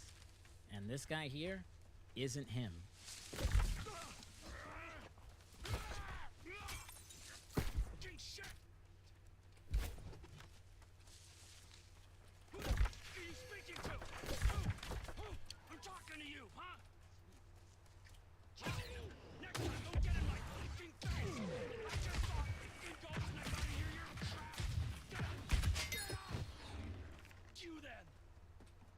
Alright, I've been holding onto this rant ever since I made the video on the Lost and Damned DLC like a year ago, but I fucking hate everything about this scene.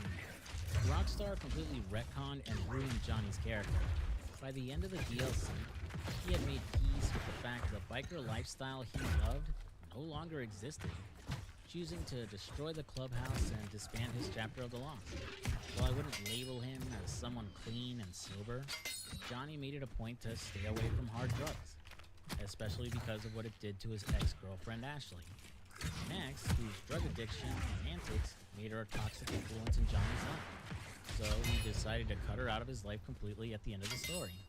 The DLC ended on a bittersweet, but somewhat optimistic note, as Johnny was preparing for the next step in his life. And in the span of just a couple of minutes, all of that is undone here. Johnny is suddenly back with the Lost again, having seemingly just started up a new chapter here in San Andreas. He's gotten back together with his drug-addicted ex, Ashley, and worse, is now a strung-out junkie like her.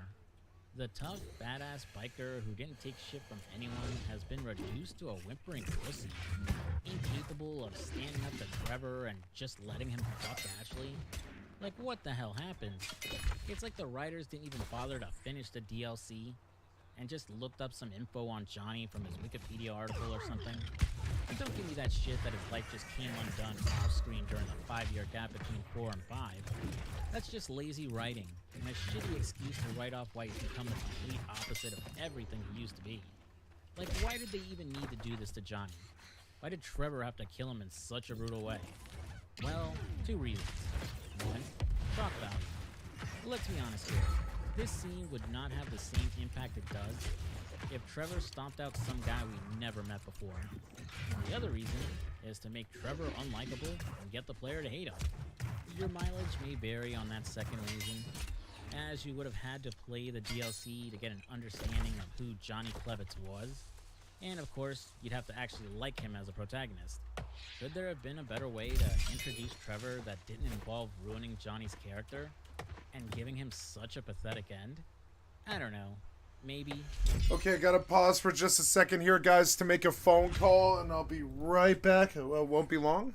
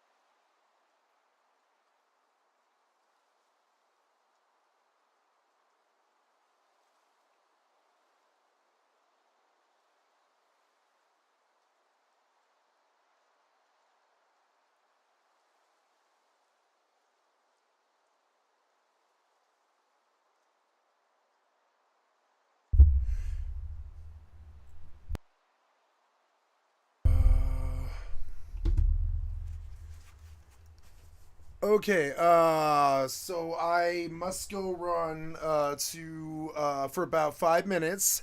Should be the only interruption I have today for about 5 minutes. Just got to go get something from the family, and we'll be gone just 5 minutes. About here, 5-7 minutes. Gonna pause the stream here, guys. Terribly sorry for the interruption, but I'll be here all day, playing New World, maybe Fallout 76, and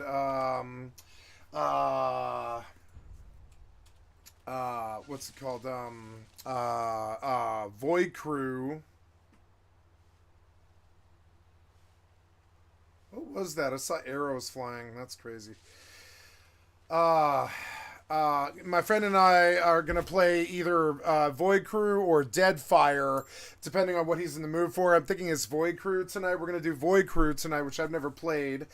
I'll have to do the tutorial around 5 p.m. I'll have to stop and do the tutorial for Void Crew. And I'll get in and create a character and stuff. So, but I'm here for the rest of the day until probably like 10 or 11 o'clock at night. Probably 10 or 11 o'clock at night. So, but I do have to stop here for 5 or 10 minutes here, and I'll be right back. But I will not be gone the rest of the day or any interruptions like yesterday or anything. So, take like a midday break here to just take care of some real life stuff, to keep the machines running and smooth and all that stuff. So, okay, we'll be back.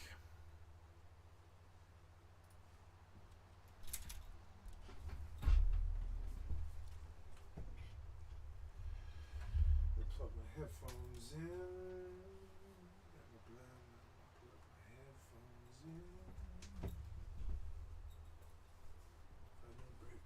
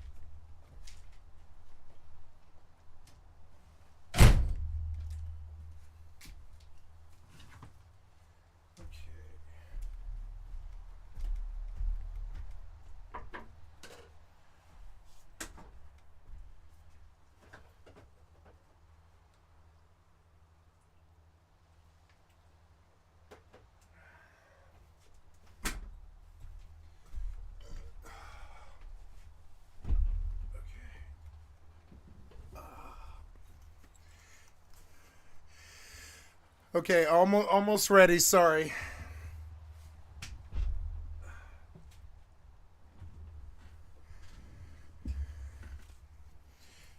Gonna be a good day. No stress.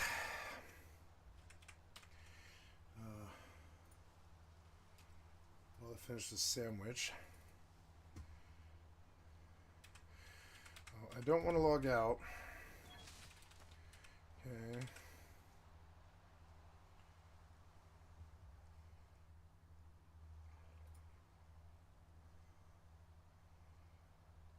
Okay.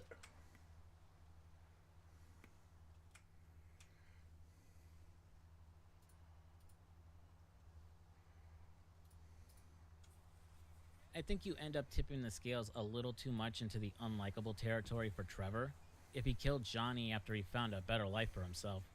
To twist the knife further, most of the Lost members are more upset at Trevor disrupting their operations than the fact he killed Johnny. Some of them even blame him for what happened to the Liberty City chapter, and still think Billy was this glorious leader all along. I don't know, it just feels like the devs really had it out for him for some reason. Alright, I'm done with my rant now. I hate this scene, but it got the reaction the writers wanted. So hats off to them, I guess.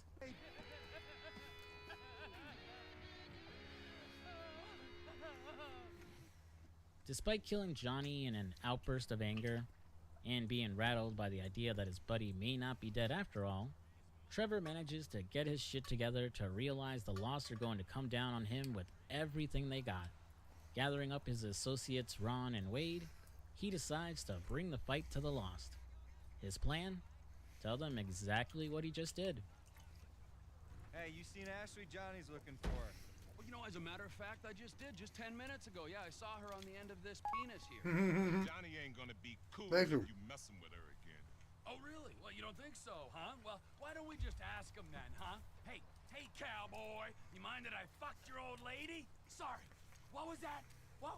No, you don't mind? Oh, because you're a dead man? And the only sentient part you left is this little bit of brain and the gristle on the end of my boot?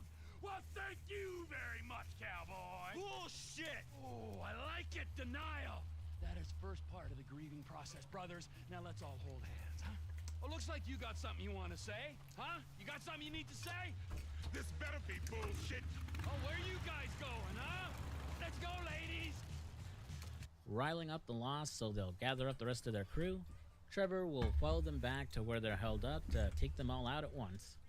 Oh yeah, those two guys he was just talking to, that's Terry and Clay, Johnny's buddies from the DLC. And while it's technically optional to kill them during this mission, canonically they do end up dead as confirmed in the Biker DLC for GTA Online. After clearing out the Lost, we're not quite done yet, as Trevor wants to move to take out his competition in the drug game, going after the leader of the Varios Las Aztecas, Ortega. They were the gang of cholos wearing blue who were led by Caesar in San Andreas. Reaching Ortega's RV, Trevor suggests that he move his operations to a different location, specifically into the river.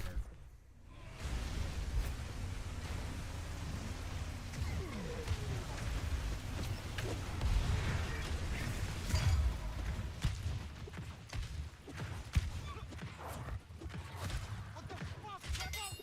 This is the fuck, my soggy friend. You are out of business.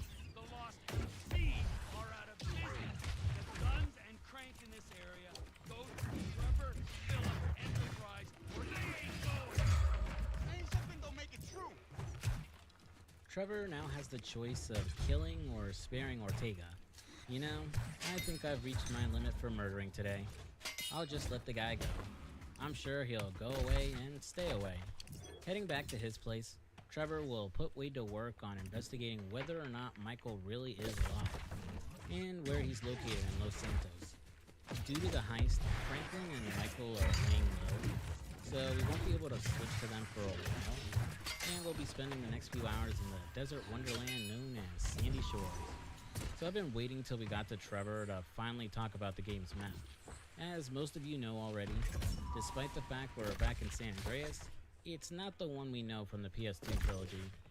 San Fierro and Las Venturas have both been cut out of the map, with Los Santos, Mount Chiliad, and the countryside made larger to pad it out. adding in Blaine County and some small towns here and there on the map. It's a bit of a bummer, honestly. I get that adding the other 2 locations and dialing them up to scale either would have made the map too big, or make the map feel too small if they were too close together. But those areas were a big part of the San Andreas experience, as it almost felt like a new game anytime you entered a new area. The size of the map made it fun to explore. Sure, there were a lot of empty spots, but that emptiness ended up creating an air of mystique, leading to all the crazy rumors about the game, like serial killers hiding out in the woods, ghost cars, or Bigfoot. Like, outside of this section with Trevor, it never feels like we go anywhere really new in this game, as outside of a handful of examples, just about everything we do will have us going to or through Los Santos. The map doesn't feel empty for sure, and there's quite a bit you can discover if you take the time to explore, and it has its own secrets the game won't tell you about, but it doesn't really have the same feeling San Andreas did. I don't know, that may just be my nostalgia talking. San Andreas is still my favorite GTA game after all these years. One other thing I'll get out of the way now is the graphics. I know this is technically the enhanced version that I'm playing, but for a nearly 10-year-old game, Grand Theft Auto 5 looks gorgeous. From the trees and nature, to the water and what's beneath it, to the lighting and the various weather effects, this game is an absolute marvel to look at. Probably helps that it doesn't have that bloom or brown filter that GTA 4 went with. I may give Rockstar a lot of shit, but damn if they don't know how to make a beautiful fucking game. Imagine what they could have made on PS4 and Xbox One if they developed an original GTA game for that, instead of re-releasing 5 and focusing on online. Well, I guess you really don't have to imagine too much if you played Red Dead Redemption 2. Can't wait to dive into that series soon. Well, after doing a little exploring in Blaine County, I head for the first Strangers and Freaks NPC for Trevor, Mod. Mark. How have you been? Oh, simply wonderful. And you? About the same. Somewhere stuck between joy and retreat. Even in this world full of storm and detritus, it's only right that we all bear our share. Ain't that the truth? Mod feels like a proper side mission as opposed to some weirdo you can happen to meet in the wild, as she'll ask for Trevor's assistance in locating perps who have skipped out on their bail, even paying Trevor for his work, with the payout differing on whether or not he brings the perp in alive or not. Unlike the other missions in the game, you won't get a marker and directions on the GPS on how to get to the perps. Instead, Mod will send you the name of the perp along with a picture of their last known location, making it so you have to study and explore the map to figure out where they are. Or, just look it up online to save yourself the time. The actual encounters with these guys isn't anything particularly special, except maybe that one guy you have to parachute after. I'd say it's more of a challenge of catching them before they get away, and being careful not to kill them, which, if you wait until much later in the game, can easily be handled when you unlock the stun gun. Swinging back to Trevor's trailer, turns out we're not quite done with the Lost yet. What's going on, Ron? They were here for you. Here for you. Who was here? Them bikers. After you killed Johnny K. And they damage my stuff, huh? They smash up my home, damage my soul. I kinda glanced over both of them before, but Ron and Wade work for Trevor. I'd say they're his friends, but the way he abuses them, and how terrified they are of getting him mad, they're more like his hostages. Ron is Trevor's neighbor, conspiracy theorist, and CEO of Trevor Phillip Enterprises, and his sorta tech guy too, responsible for looking up information and business prospects. Basically his own Lester in a way. Meanwhile, Wade is a young man who was abandoned by his friends when visiting Blaine County, or so he thinks. In actuality, they were most likely killed by Trevor, as the last time they were spotted were with him when they left to go buy some drugs. Wade is a bit slow, implied to have some mental disability. Whether he was born that way or ended up that way because of Trevor is never explained. I remember reading somewhere that he's supposed to be a parody of the fans of the Insane Clown Posse. You know, juggalos. But outside of the makeup he wears in this one cutscene, and a random line about wanting to listen to horrorcore, music doesn't really seem to be a big part of his personality. Could just be the same lazy, played-out joke of her, juggalos are stupid, that you used to see pop up in TV and movies for a while. Either that, or No, I maybe think the they were devs had trying bigger to plans reach for out Wade to juggalos. that didn't plan out or got cut once the game was released. Having Which is probably their destroyed his prime trailer demographic, and broken really. his impotent rage figure, Trevor decides it's time to clean up what's left of the Lost in Blaine County. First, he'll head over to the local ammunition and intimidate the guy behind the counter into giving him a rifle. Next, he and Ron will head over to the local airstrip in order to take 2 shipments of weapons that the Lost are waiting for. Trevor will use the rifle to pick off the bikers from afar, letting Ron safely get close to a large gas tank to plant a bomb on it. Once the Lost spot Trevor, he'll fight his way through them while Ron hijacks one of the planes, picking up Trevor on the way, who holds on to one of the wings and continues fighting off the bikers. After setting off the bomb and picking everyone off, Trevor will then hijack the other plane and head to meet some contacts on the water to drop off the goods. Man, it feels really good to fly a plane in this game, especially since they weren't in GTA 4. Apparently, the reason they were cut was because the map was too small to accommodate them, so players would end up crossing Liberty City too fast, and the game wouldn't be able to load assets fast enough. No such problem here, and the controls feel so solid too. Granted, I'm using Trevor at the moment, and he has a maxed out flying stat, but flying feels simple and natural. Like the driving, it never feels like the controls are fighting against me, or the slightest mishap would have me spiraling out of control like in San Andreas. Landing at the Mackenzie airfield, Trevor will take ownership of the Lost airstrip, being able to store choppers and planes that he gets his hands on there. And now you unlock the ability to purchase properties, something else that was sorely missed in GTA 4. Scattered all over the map are different businesses and properties you can buy, though some can only be bought by specific characters. You have simple ones like garages where you can store all your extra rides, to ones like the Mackenzie airfield that will unlock smuggling missions you can do, to regular businesses of varying costs that will bring in a recurring weekly income. Unfortunately, you can't buy extra safe houses, limited to the tiny handful you'll unlock over your playthrough. Honestly, outside of 100% completion, properties really don't feel worth it at all. Due to the cost of some of them, and how little they pay out, it's not the best return on investment, and can take forever to make your money back. Not only that, you won't be able to afford most of them until very late in the game, and that's assuming you're careful with the money you earn from heists.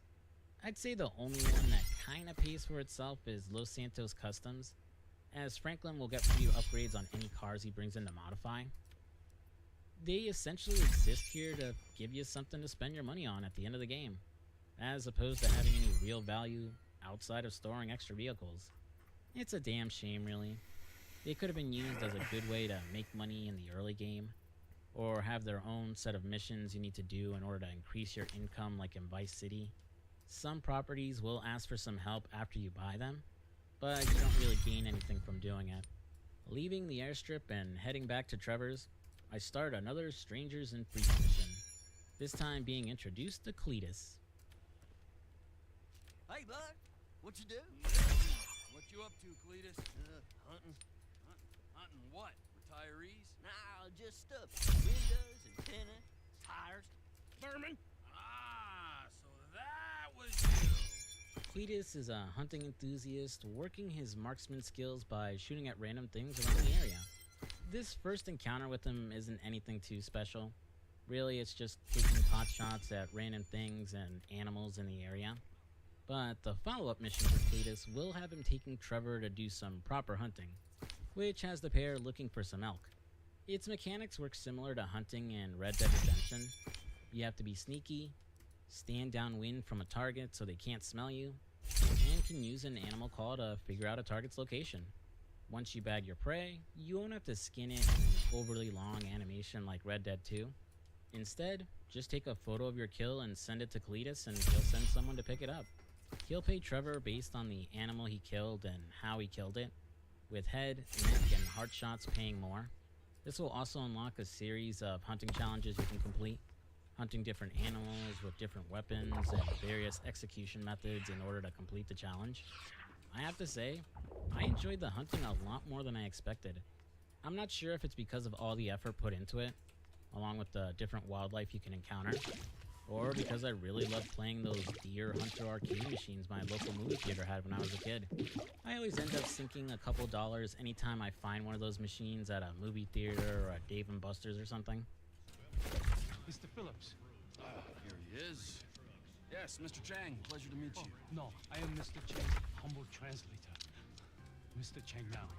我操他妈的，真是爽翻了！ You all speak Spanish, speak it to each other. Mr. Tao Chang is pleased to meet your acquaintance. Oh, yeah, he seems. During our antics with the Lost, Ron managed to set up a meeting at the local dive bar with some potential business partners, Mr. Tao Cheng and his translator. They represent the Los Santos Triads, which is run by Tao's father, Wei, who is looking to make a deal with Trevor to purchase meth from him and distribute it around Los Santos. Clearly they know nothing about the type of person Trevor is, otherwise they'd realize he's a giant fucking liability to their operations.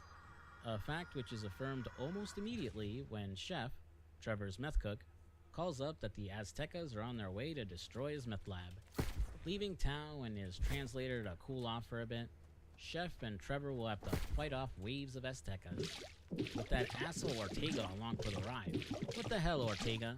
I know I destroyed your drug lab and had you begging for your life, but I thought we were square. Now I really am gonna put you out of business. See you in hell, you ungrateful jerk. Life is a gift, and you threw yours away. I think we have seen quite enough. 该正，但是还没有到5次嘛。 I'll swing by and sign the contracts, all right? Just ignore the body. Hey, Trevor, are we still gonna cook that batch? Fuck yeah!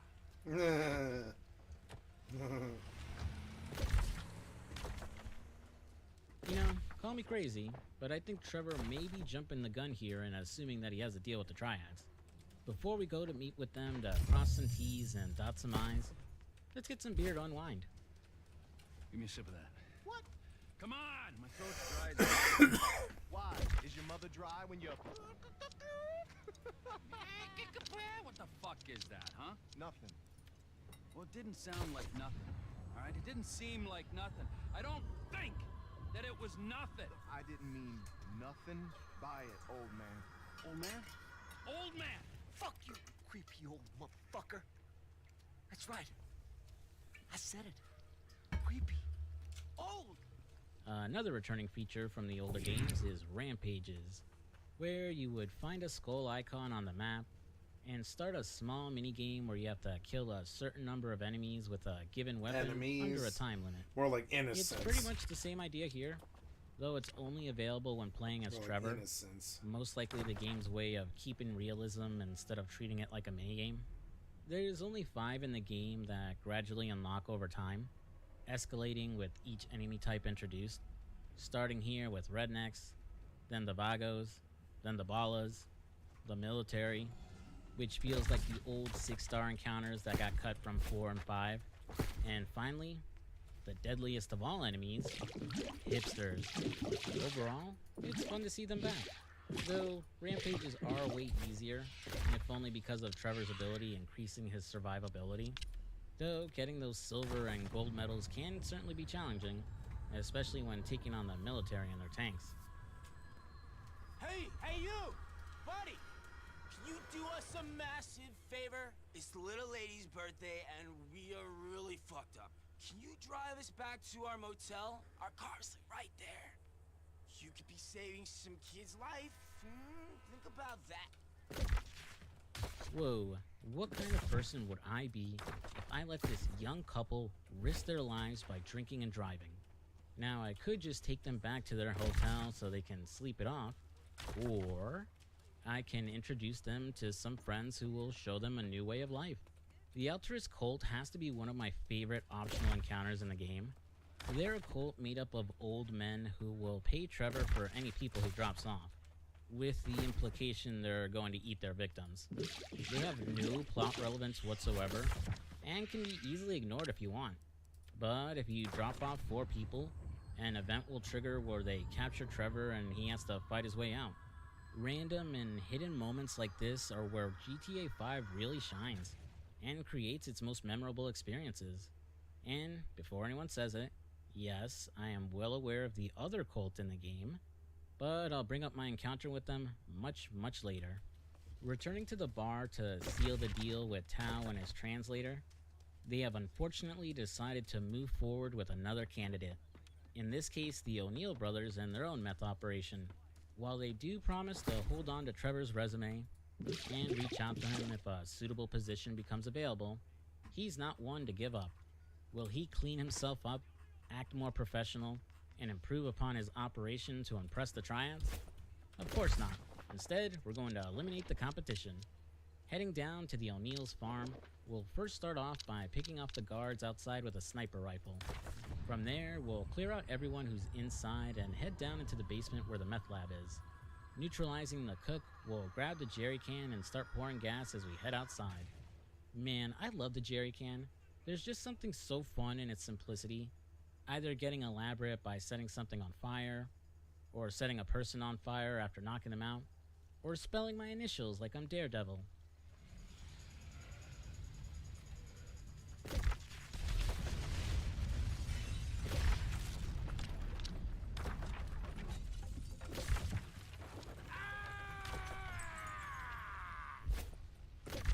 With the O'Neill's operation out of business, let's go check in on Wade and see if he's made any progress in finding Michael. He struck out when it came to the two Michael Townleys he could find, as they're definitely not who Trevor is looking for, one being an old man and the other a kindergartner. However, Wade seems to have lucked out when searching through the phone book. I looked through the phone directory. I did find a Michael DeSanta, about the right age, married with 2 kids. What's his wife's name? Amanda? Amanda? Yeah. You're a genius, you moron. Come on, come here. Woo! Don't you ever not tell me things I want to know. Having seemingly found the location of his old buddy, Trevor grabs Wade and starts heading to Los Santos. On the way, we have to deal with the Lost MC again, as apparently a different chapter has shown up to take over the operations of the group Trevor killed.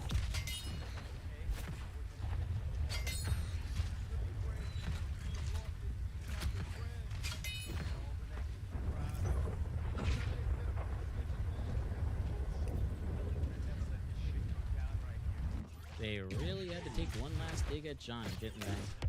Setting explosives around the trailer park, we'll blow the place to smithereens and clear out the remaining Lost members before returning to our journey to Los Santos.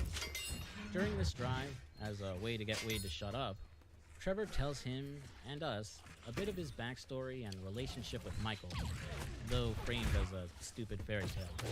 We learned that Trevor was a part of the Canadian Air Force before he was kicked out for failing a psych evaluation, which explains why he's so good in a plane. Also, if you look around his trailer, you can find proof of the unit he belonged to.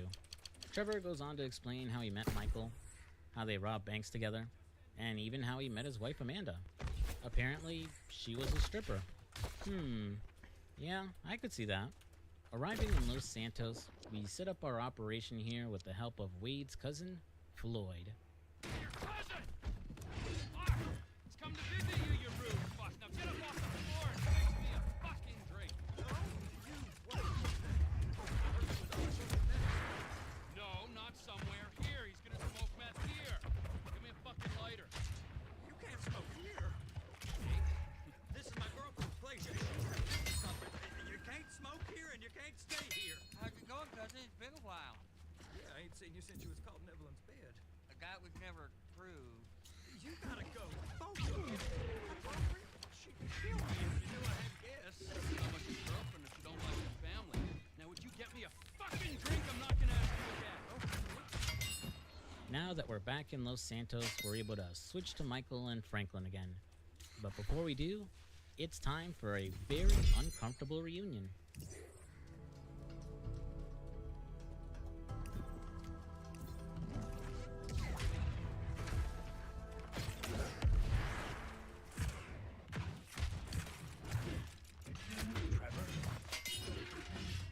Michael. Hey. Good to see you, man. Yeah, I bet it is. Of course, I'm not the one that's been resurrected. 8 this grand. Yeah, well, We had a bit of an awkward situation. you're telling me, bro. One of those fake your own death buddy. Lives in a big mansion. Awkward situations. Looking up. To say this moment is tense would be an understatement. Despite how calm he seems, you can just feel the hostility oozing out of Trevor. Everyone in the room, including Amanda's yoga coach who has no idea who he is, can sense how dangerous Trevor is. Considering what we saw him do to Johnny, you're just on the edge of your seat waiting to see what kind of violence he might unleash on Michael and his family. Luckily for them, Trevor manages to stay in control, and even temporarily drops his hostility when Jimmy informs everyone in the room that Tracy is auditioning for some shitty reality TV show called Fame or Shame. Insisting they go get her and save her from being exploited, he and Michael will leave to go find Tracy at the main bank arena. After an uncomfortable car ride together, the pair arrive just as Tracy is about to audition. Relax, chill, make yourself at home. He's got a little show to do here. 3, 2, 1. All right, it's Fame or Shame for Tracy DeSanta. Music!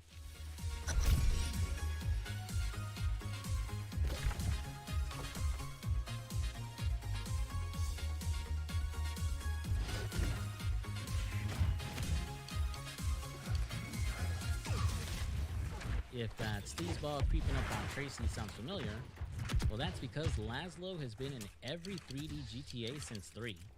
Depending on the game, Laszlo was a DJ and talk show host for several different radio stations over the years. Played by the real-life Laszlo Jones, who has been a writer and producer in just about every GTA game. His star power, or lack thereof, isn't enough to dissuade Michael and Trevor from going after his ass for getting all touchy-feely with Tracy. Driving off, the duo will hop into a semi-trailer truck and chase him all over Los Santos, finally catching up to him and cornering him in the river channel. Both men showing some restraint, and instead of killing Laszlo, they just opt to humiliate him instead, forcing him to strip to his underwear and snapping photos of him that they'll post online if Laszlo goes near Tracy again. While things aren't exactly honky-dory between the two, Trevor seems to have mellowed out for right now. Michael, on the other hand, is still very apprehensive, as he calls up Dave Norton to arrange a meeting and discuss the return of his friend. On the bright side, Madrazo has been paid off for the damages to his house, and everyone receives their cut of the jewelry heist, with Michael making a cool $910,000. I probably could have made more if I chose different crew members during the heist, but this money will last me through most of my playthrough. Davey, how you doing? About as good as can be expected. Fucking news is not good. I don't know what you're talking about. I know you did that fucking jewelry job. Davey, seriously, you're imagining things. Fuck you. All right. I did it. Arrest me. You know what? You'll be saving my life. 'Cause you called it, motherfucker. What? You called it. The pair discuss the return of Trevor and the threat he represents when he starts putting things together, and eventually discovers the truth behind Michael's deal with the feds. Though unfortunately, that isn't the only thing Michael has to worry about, as Dave forcibly recruits him and doing some work for the FIB. His department is concerned about a man named Ferdinand Karamov, who, while supposedly dead, may have information that could bring Davy's superiors down. Despite his protests, Michael is forced into assisting, which involves infiltrating the morgue. How the hell am I gonna get in here? No, you've played dead before, haven't you?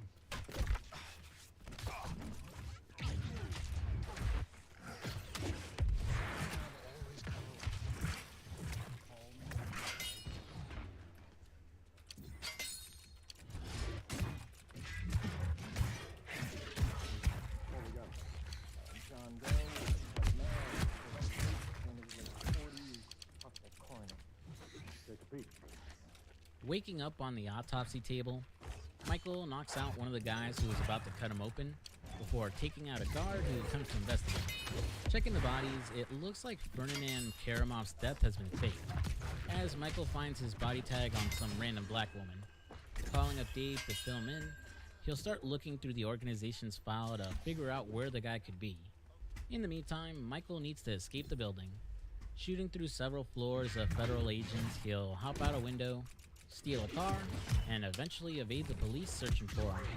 Michael will then call up Franklin and tell him to meet him at the outskirts of town. Frank, screw you, gotta get out of town. Well, I ain't exactly got nowhere to go. We're gonna take a trip. A long trip. What the fuck is going on? Thanks, right? To his credit, Michael does seem to care about his protege's well-being, as he'll tell Franklin to skip town for a while as he doesn't want him dragged into this mess with the FIB. He explains everything that happened, the deal he made with Dave all those years ago, and how Trevor's found him and is a threat to everything he's built up. Despite how grave the situation is, Franklin refuses to abandon Michael and offers his help in getting through this entire mess. Returning back home, Michael has even more on his plate to deal with: his obnoxious family. What is wrong with you smoking in my house? You know, ever since that psychotic pal of yours turned up, you've turned into an even bigger asshole. Thank you. Your support in my difficult times means the world to me. I've supported you. I left everything to come here with you, and still, that crazy bastard turns up. I'll handle it. How? I don't know. Oh, you know what? Just keep him away from me and the children, you low-life, whoremongering asswife. Amanda is justifiably concerned about Trevor showing up and the danger he presents to the family, though stressing out on her husband even more isn't going to fix the problem. So Amanda's yoga teacher Fabian, who is probably the current guy she's fucking, suggests they all try and mellow out with some yoga. It goes about as well as you'd expect. Back into my pelvis. Back. Back. Yes, there you go. Oh! What? Hey, enough of that shit! Yoga is the answer, Mikhail. But what is the question? This is where I stopped playing the game, the yoga scene. We are leaving, and we are never coming back. Good! You are alone, you pathetic psychopath. Fuck you! And that phony French fucking yogi!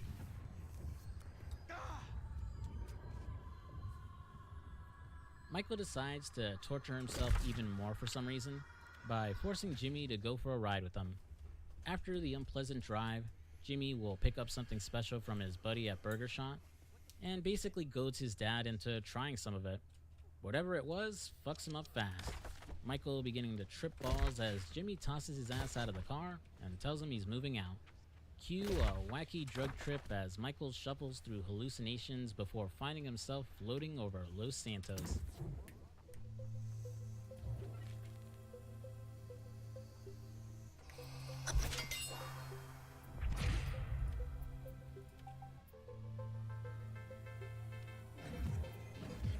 GTA 5 was inspired.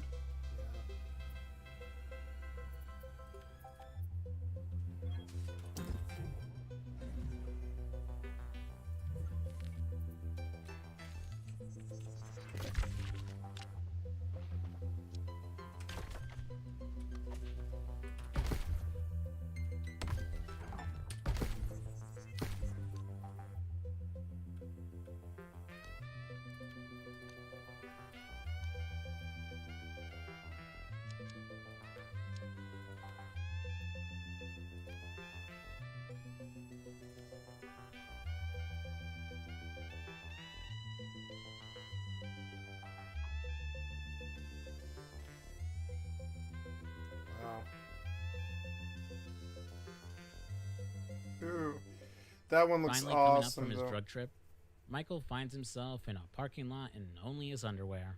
Despite all the wackiness we just went through, the game gives us some tonal whiplash as Michael returns home to find his house empty and a letter from his wife waiting for him.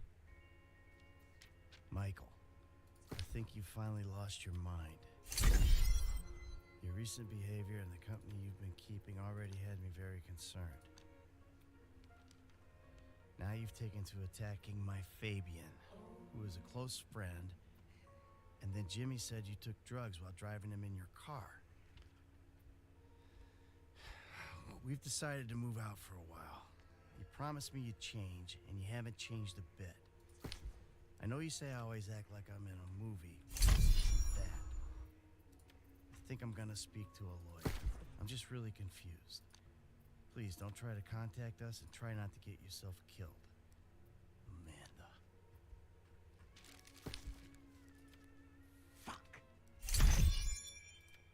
You hang in there, buddy. She just needs her space. Amanda will come crawling back when she's the one stuck dealing with the kids all the time. Things won't get any easier for Michael in the meantime, as it's time to do more dirty work for the FIB and get introduced to the worst character in the entire game, Steve Haynes. Oh, isn't this nice? You didn't tell me we were double dating. Sorry, guys. This burning hunk of love is all mine. Brilliant! Steve Haynes, amigo, but you probably knew that already. Sorry, your name tag must have fallen off. Oh, duh! I love it! I gotta remember to write that down. And to shoot you in your head, you annoying dick. Andreas, taking notes? This stuff, whoa! You're magic. I should put it on my show. Have you seen my show? I seriously hate Steve Haynes.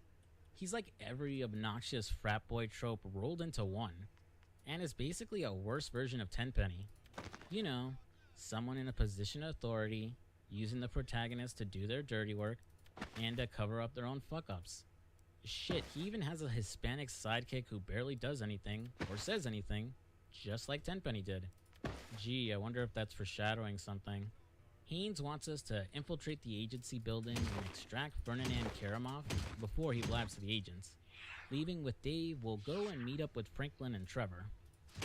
Franklin, come on, you better take off. Shit, I'm good. I ain't bailed. Whoa. What, am I detecting some sort of, son I never had bullshit here, Mikey, huh? Hey, listen, if you want to replace some father figure, you can do a lot better than this fat snake, all right? This fucker would eat his own kids. Like I said, Franklin, deranged. Yeah, and best friend. Exactly. That's Trevor, my best friend. That's Franklin, the son I always wanted. All right, guys, listen, this is the shot. This is the first mission where we'll use all three protagonists and switch between them during the mission.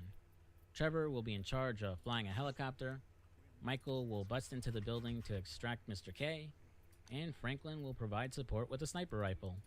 Flying out to the IAA building, Michael will rappel down the side of the building until he's found the interrogation room where Mr. K is being held. And hey look, it's Michelle. Next, I'll have this thing so far up your ass, your tonsils will be playing shadow puppets. Can't do that? We can. It's in our guidelines. I don't know what you're talking about. I installed cinema equipment, not surveillance. Grab his other arm. No.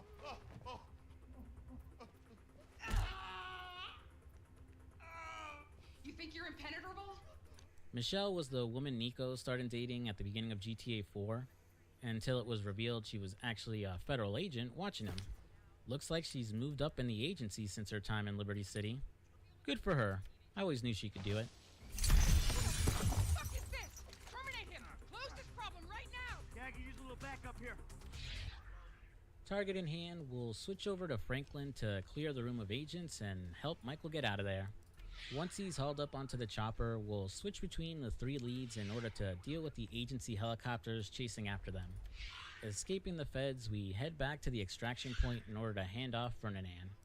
Unfortunately for our new friend, things are about to get much, much worse. We have officially reached the most controversial part of Grand Theft Auto 5, the torture sequence. Every new release of a GTA game will usually have the media whining about the violence and calling them murder simulators and blah blah blah blah blah. And oh boy, did this mission really stir things up again. With tons of articles saying it goes too far, is way too violent, it's racist, or that it might inspire acts of violence against Muslims. Now, personally, I never shared that sentiment. Probably because I'm a broken and unfeeling monster. Or, you know, I'm capable of separating fiction from reality. But I get why it would stir shit up. It was the height of the war on terror, and all that shit that happened at Guantanamo Bay was still fresh in people's minds. But if you actually play the mission, it's nowhere near as bad as people portray it. You. Where did we meet? Nowhere, pal. Yeah, we did. Hey, Pop, what are we doing here, huh? This. Please, keep this bastard away from me.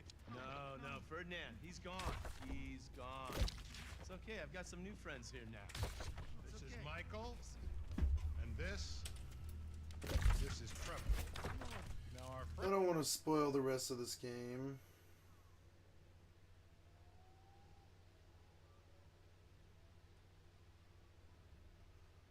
And I'll leave it. And ding the notification bell so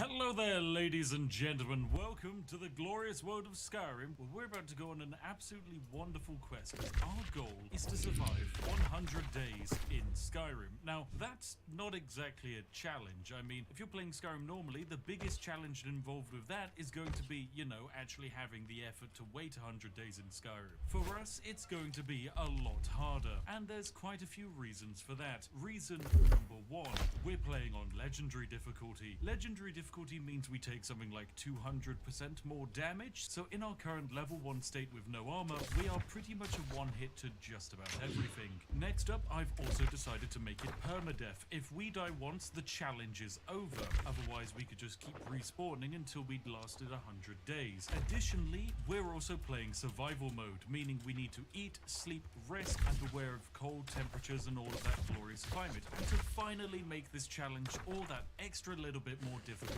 our lovely character today, ladies and gentlemen, is not allowed any weapons or any armor. The only weapons we can use at this point is going to be magic and our bare hands. And as you can imagine on this difficulty, that's pretty terrible. We can wear clothes and we can wear a backpack, but that is it. I'm also not allowed to exploit any of the developers' accidentally left features, like say the infinite loot chest in Dawnstar. So who are we playing today? Well, we're playing the wonderful Legolas, ladies and gentlemen. This is the long-lost cousin of Legolas, but This seems dumb.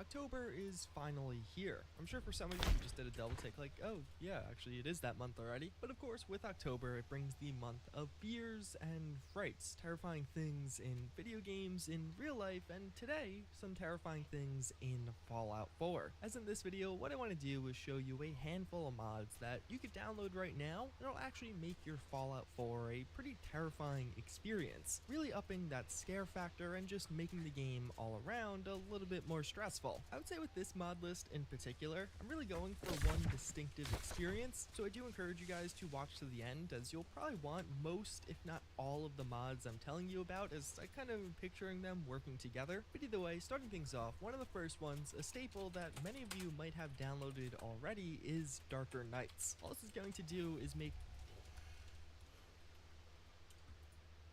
What is going on, y'all? It is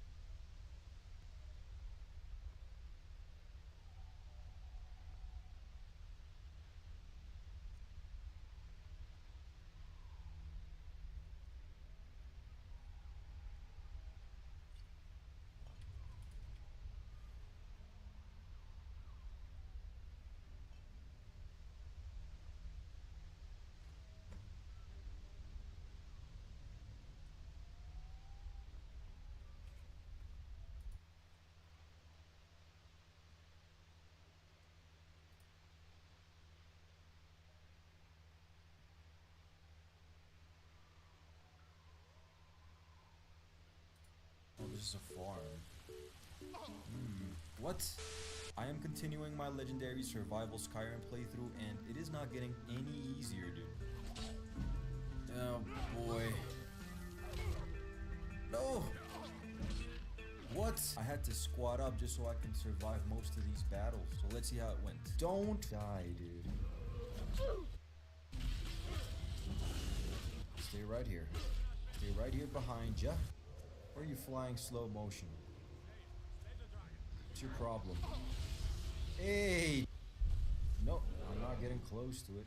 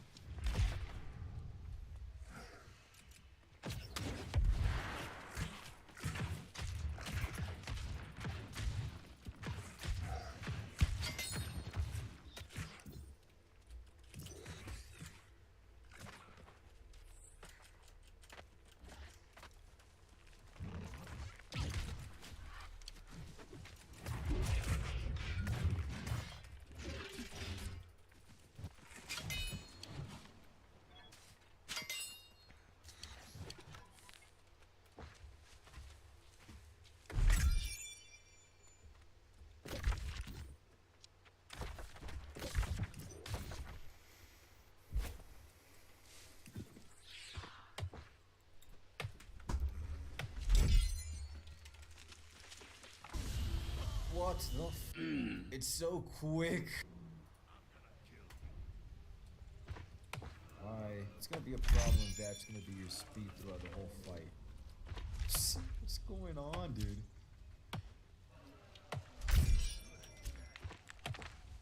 How am I not hitting him? Critical strike, very nice. Okay, let's go with some of these. Right, kill it, please kill it. There it is. That was not easy. 81 arrows. Thank you. Look at the climate it's doing. Look at the armor I'm wearing with fur and all. And then look at the snow flip, which means I'm actually cold. Is that how cold Skyrim really is? X of Whiterun. What should I do? Beat Sadia to the Whiterun tables? Is where you're planning on killing her? We meet at last, my dear lady. What have you done? You threatened to kill me like 3 times. Well, here you go. Spend it wisely. Oh, oof. Like, I do want to go up to the Greybeards, but till I have some warmer gear, it's gonna suck. Speak to the Jarl of Falkreath. That sounds nice. Let's go to Falkreath. I got your letter. Tell the leader of Banner Mist Tower. Okay, I have 1 iron arrow. That's great. Keep on picking up ingredients so I can level up my alchemy.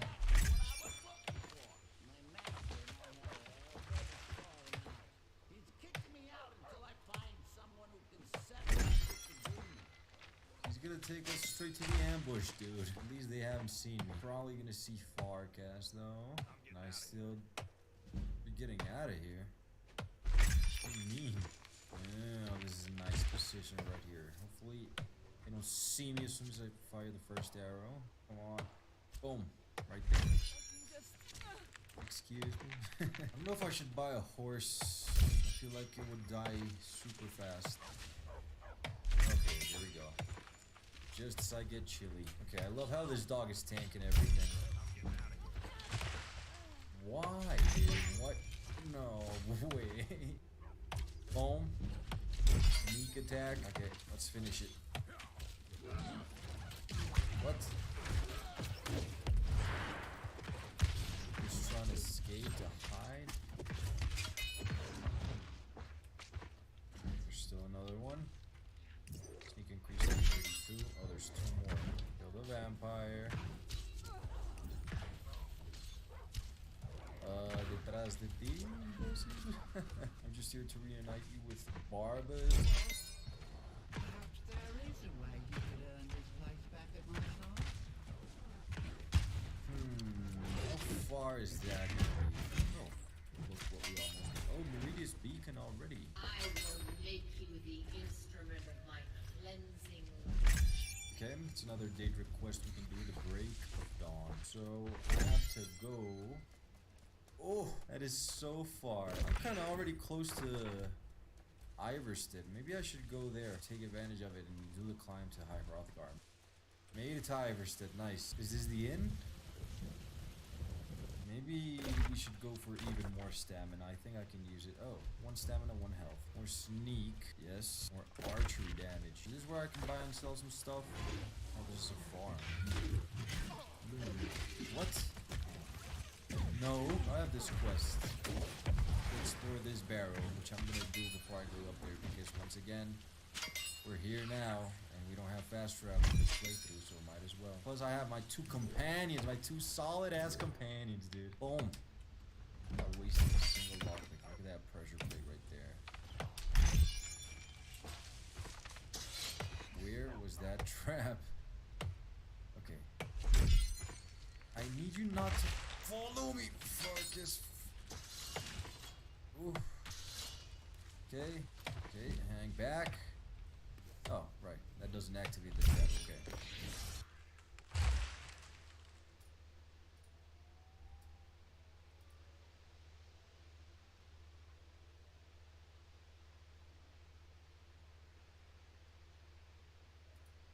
I just started a new Skyrim playthrough on legendary difficulty and in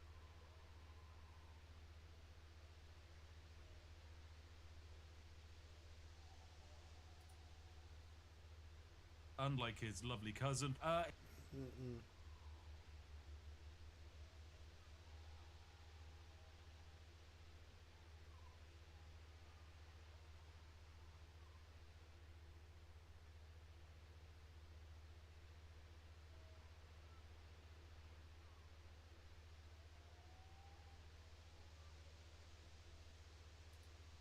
There you go. Okay, so since we have the alternate start mod, I think to keep things interesting, for the first run we're gonna go with like the vanilla start, but for the subsequent runs after, we're gonna go with randomized starts. So let's go with the vanilla one, because I'm sure some of you have not played Skyrim in a bit. But we're gonna start with vanilla, and then if we die during this run, we're always gonna randomize it from that time on to keep things interesting. Alright, we're back. Yeah, it's happening. So another interesting mod that we have that makes a big difference for our frame rate is actually DLSS. So a mod author has released a DLSS mod for Skyrim. Oh, yeah? And it makes it so that you can run the game like at a lower resolution and just upscale it. I'm sure you guys already know what DLSS is, but that basically gets your frame rate to be higher. Here we're running around 60, so it's not too bad. In interiors we can go above 100. Exteriors usually it's around 70. More taxing areas can dip down to like 60. But I'm very happy with this game, honestly. Game looks better than Elden Ring. You can mod Skyrim to be like really good looking, especially if you know what to look for. I'm excited for Starfield as well. No subtitles? You want me to put subtitles? I can. It's gonna be easier to understand the story. Alright. Settings. Is it display? Dialogue subtitles. There you go.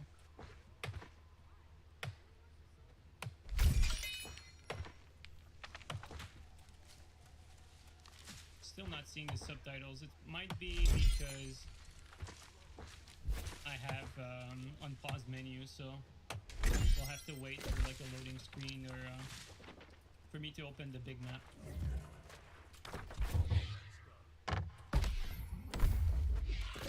If the voice is too low, tell me because I can get the volume up.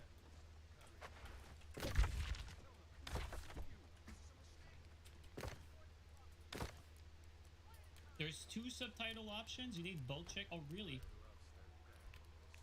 You're teaching me something. Dialogues. Oh, general subtitles. No way. You're right, actually. I did not know this. It is too low? Okay.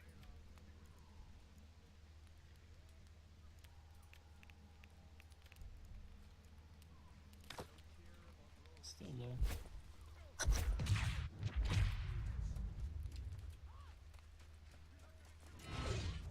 You're doing very low.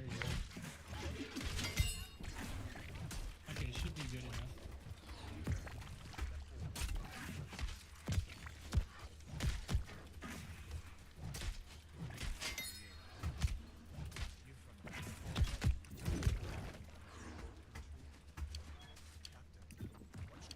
Yeah, we have alternate start, but for the first attempt at the permadeath run, we're gonna go with we're gonna go with the default, but just for the first one. Hopefully we finish the game without dying, which I highly doubt is going to happen. Just believe in me.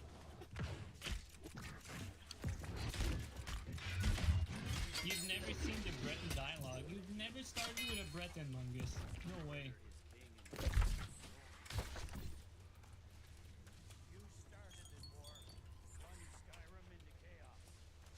You can only get the alternate start with mods? Yes, of course.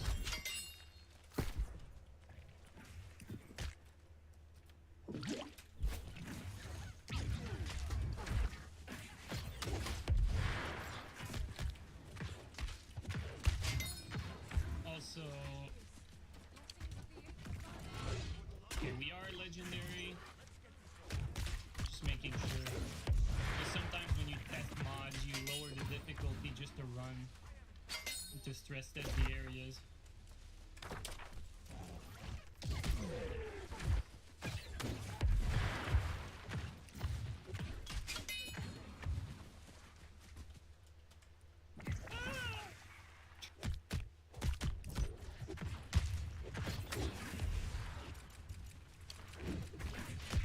Yeah, Surge was doing the damage, but the sword wasn't.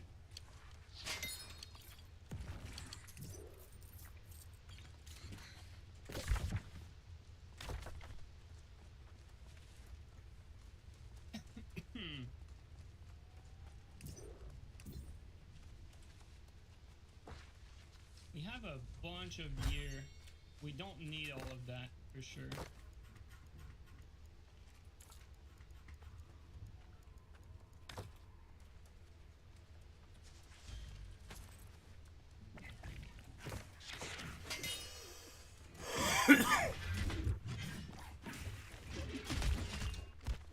Let's grab the shield for that part of the combat.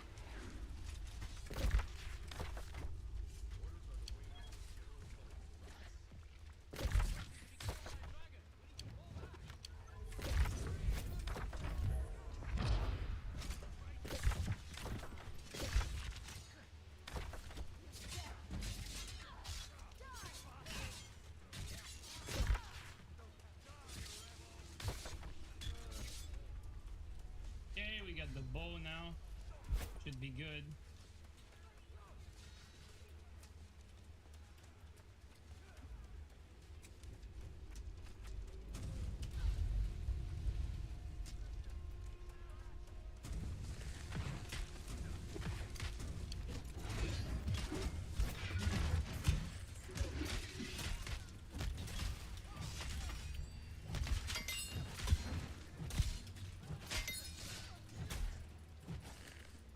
And we're not gonna get that two-hander. We need to kill him.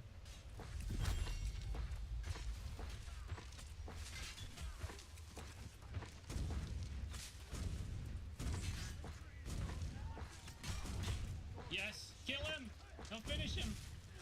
There you go. So dishonest. There you go. Now we have what we want. We have the two-hander.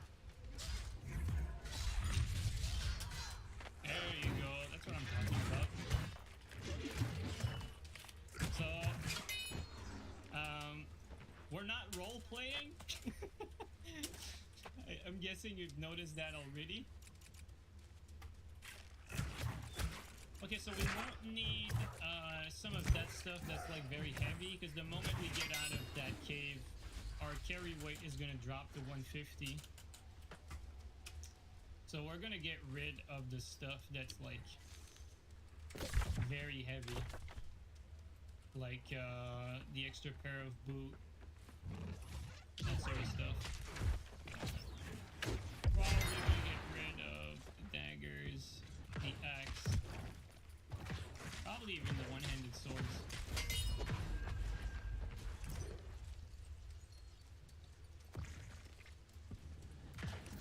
Okay, I think we're good. Got that.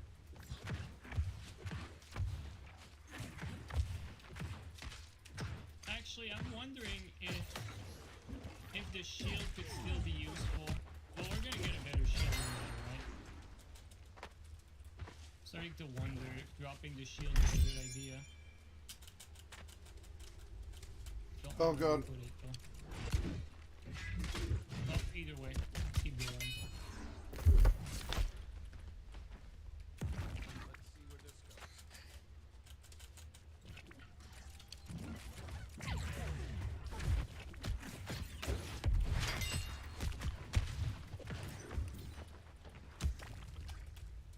There's always a little bit of gold here.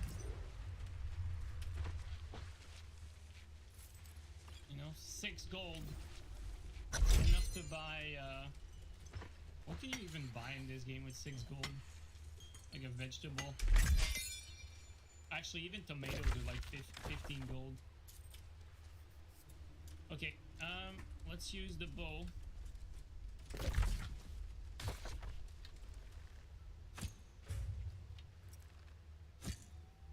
Oops.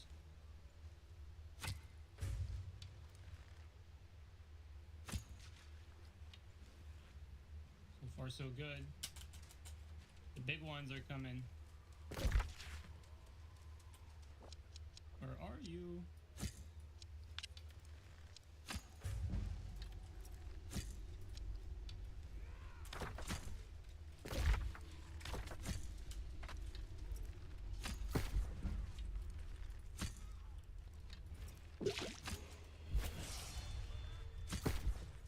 Skyrim moment.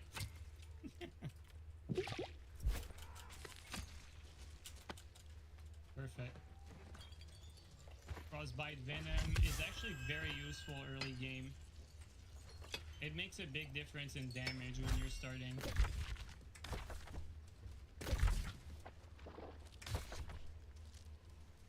Which I'm actually going to use one preemptively on my bow.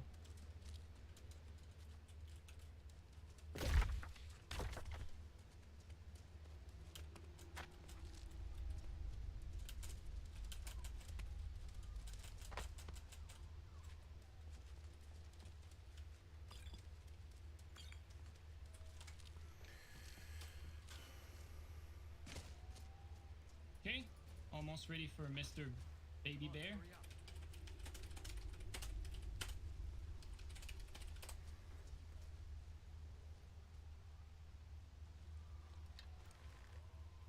Actually, Hold up. There's a bear just ahead. See her? I'd rather not tangle with her right now. Oh. Just try to sneak by. Take it nice. Watch where you step.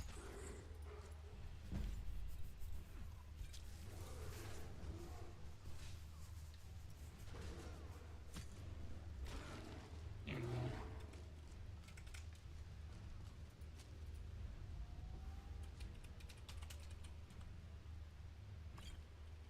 Desync a little bit.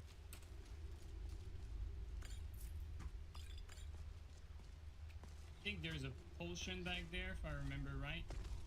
Is there? Yeah. Okay, well, looking good. Pretty strong start. We got everything we want. Let's not forget to save. You never know.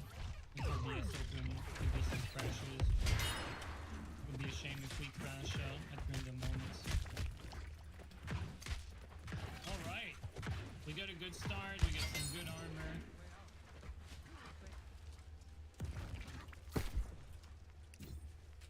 Skyrim, here I come. What mood camp preset am I using? A custom one that I made. Yeah, survival mode. Look at that.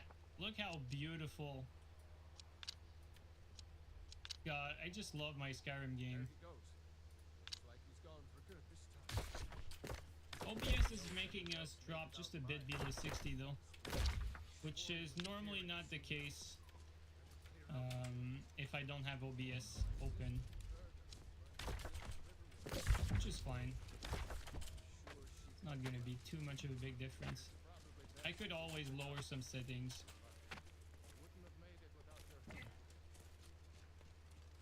Actually, dropping all the way down to 53 at times. There's some mushrooms there. Oh.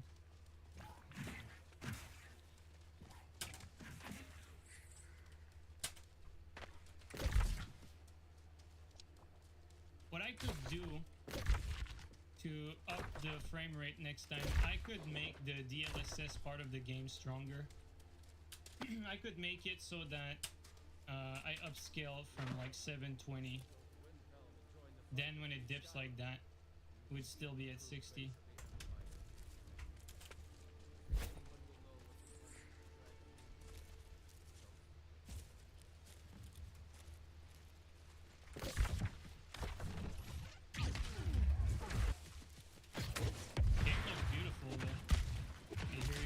We're hungry already.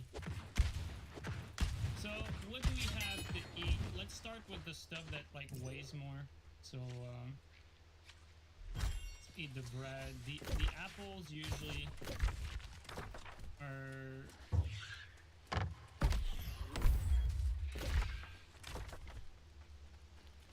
a good candidate because you can't really use them for much else either. Yes, of course we're using EMB, we're using Reshade, we're using really everything. But OBS is really taking a lot out of the game because normally in this area we run at 70 FPS, so OBS is taking a lot out of the game, but it's fine. Next stream I can change one setting to make it run smoothly if I want to.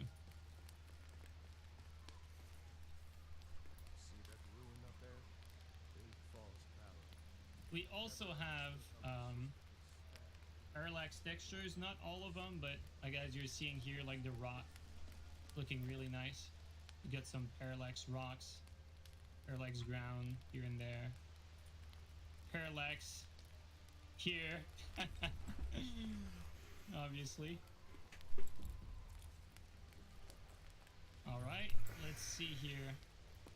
I think I prefer the warrior stone because like warrior skills are the hardest to level up most of the time. Don't think we need anything here. I'll just steal your rabbit legs real quick. Actually, let's kill the wolves on the other side. Oh, actually, no, never mind. We don't have the carrying capacity for it anyway. We're just gonna kill the wolf that are on the road. We're gonna take our time here. Like I said, we're doing a permadeath playthrough, so if we die, we die. So we can't really rush any encounter here. What's cool though is because I'm using DS4 Windows on the controller, I can assign extra keys to the touchpad. So like my touchpad is the switching side for the camera, which is very useful in any shooting game. For those of you who've played any third-person shooting games, you know this is a must. And I was baffled that Fallout 4 did not have that.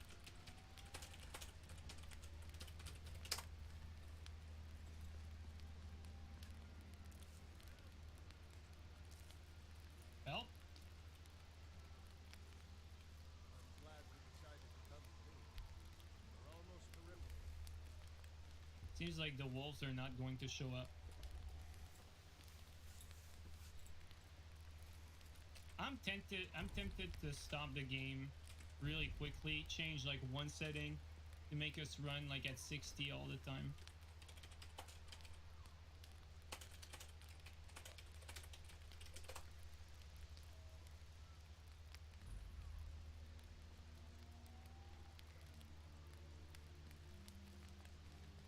It's a mushroom. We're also absolutely going to power through the economy by abusing selling potions.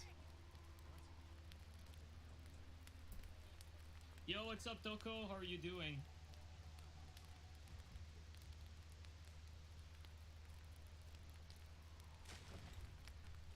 Game is so pretty, though. I really like modded Skyrim.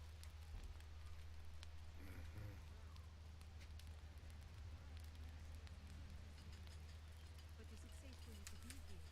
We heard that Unfi had been captured. Good that I'm fine. At least now Are you hurt?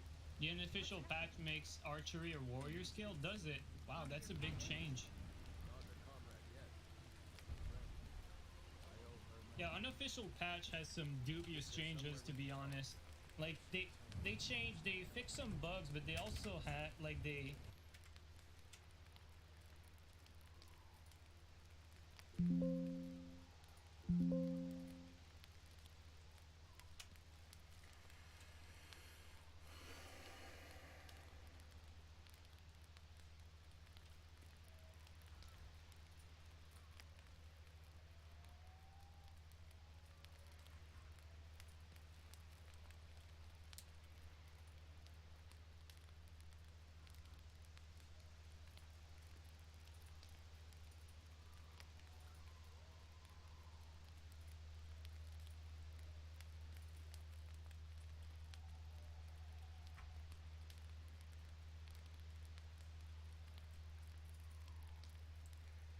Oh, thank God.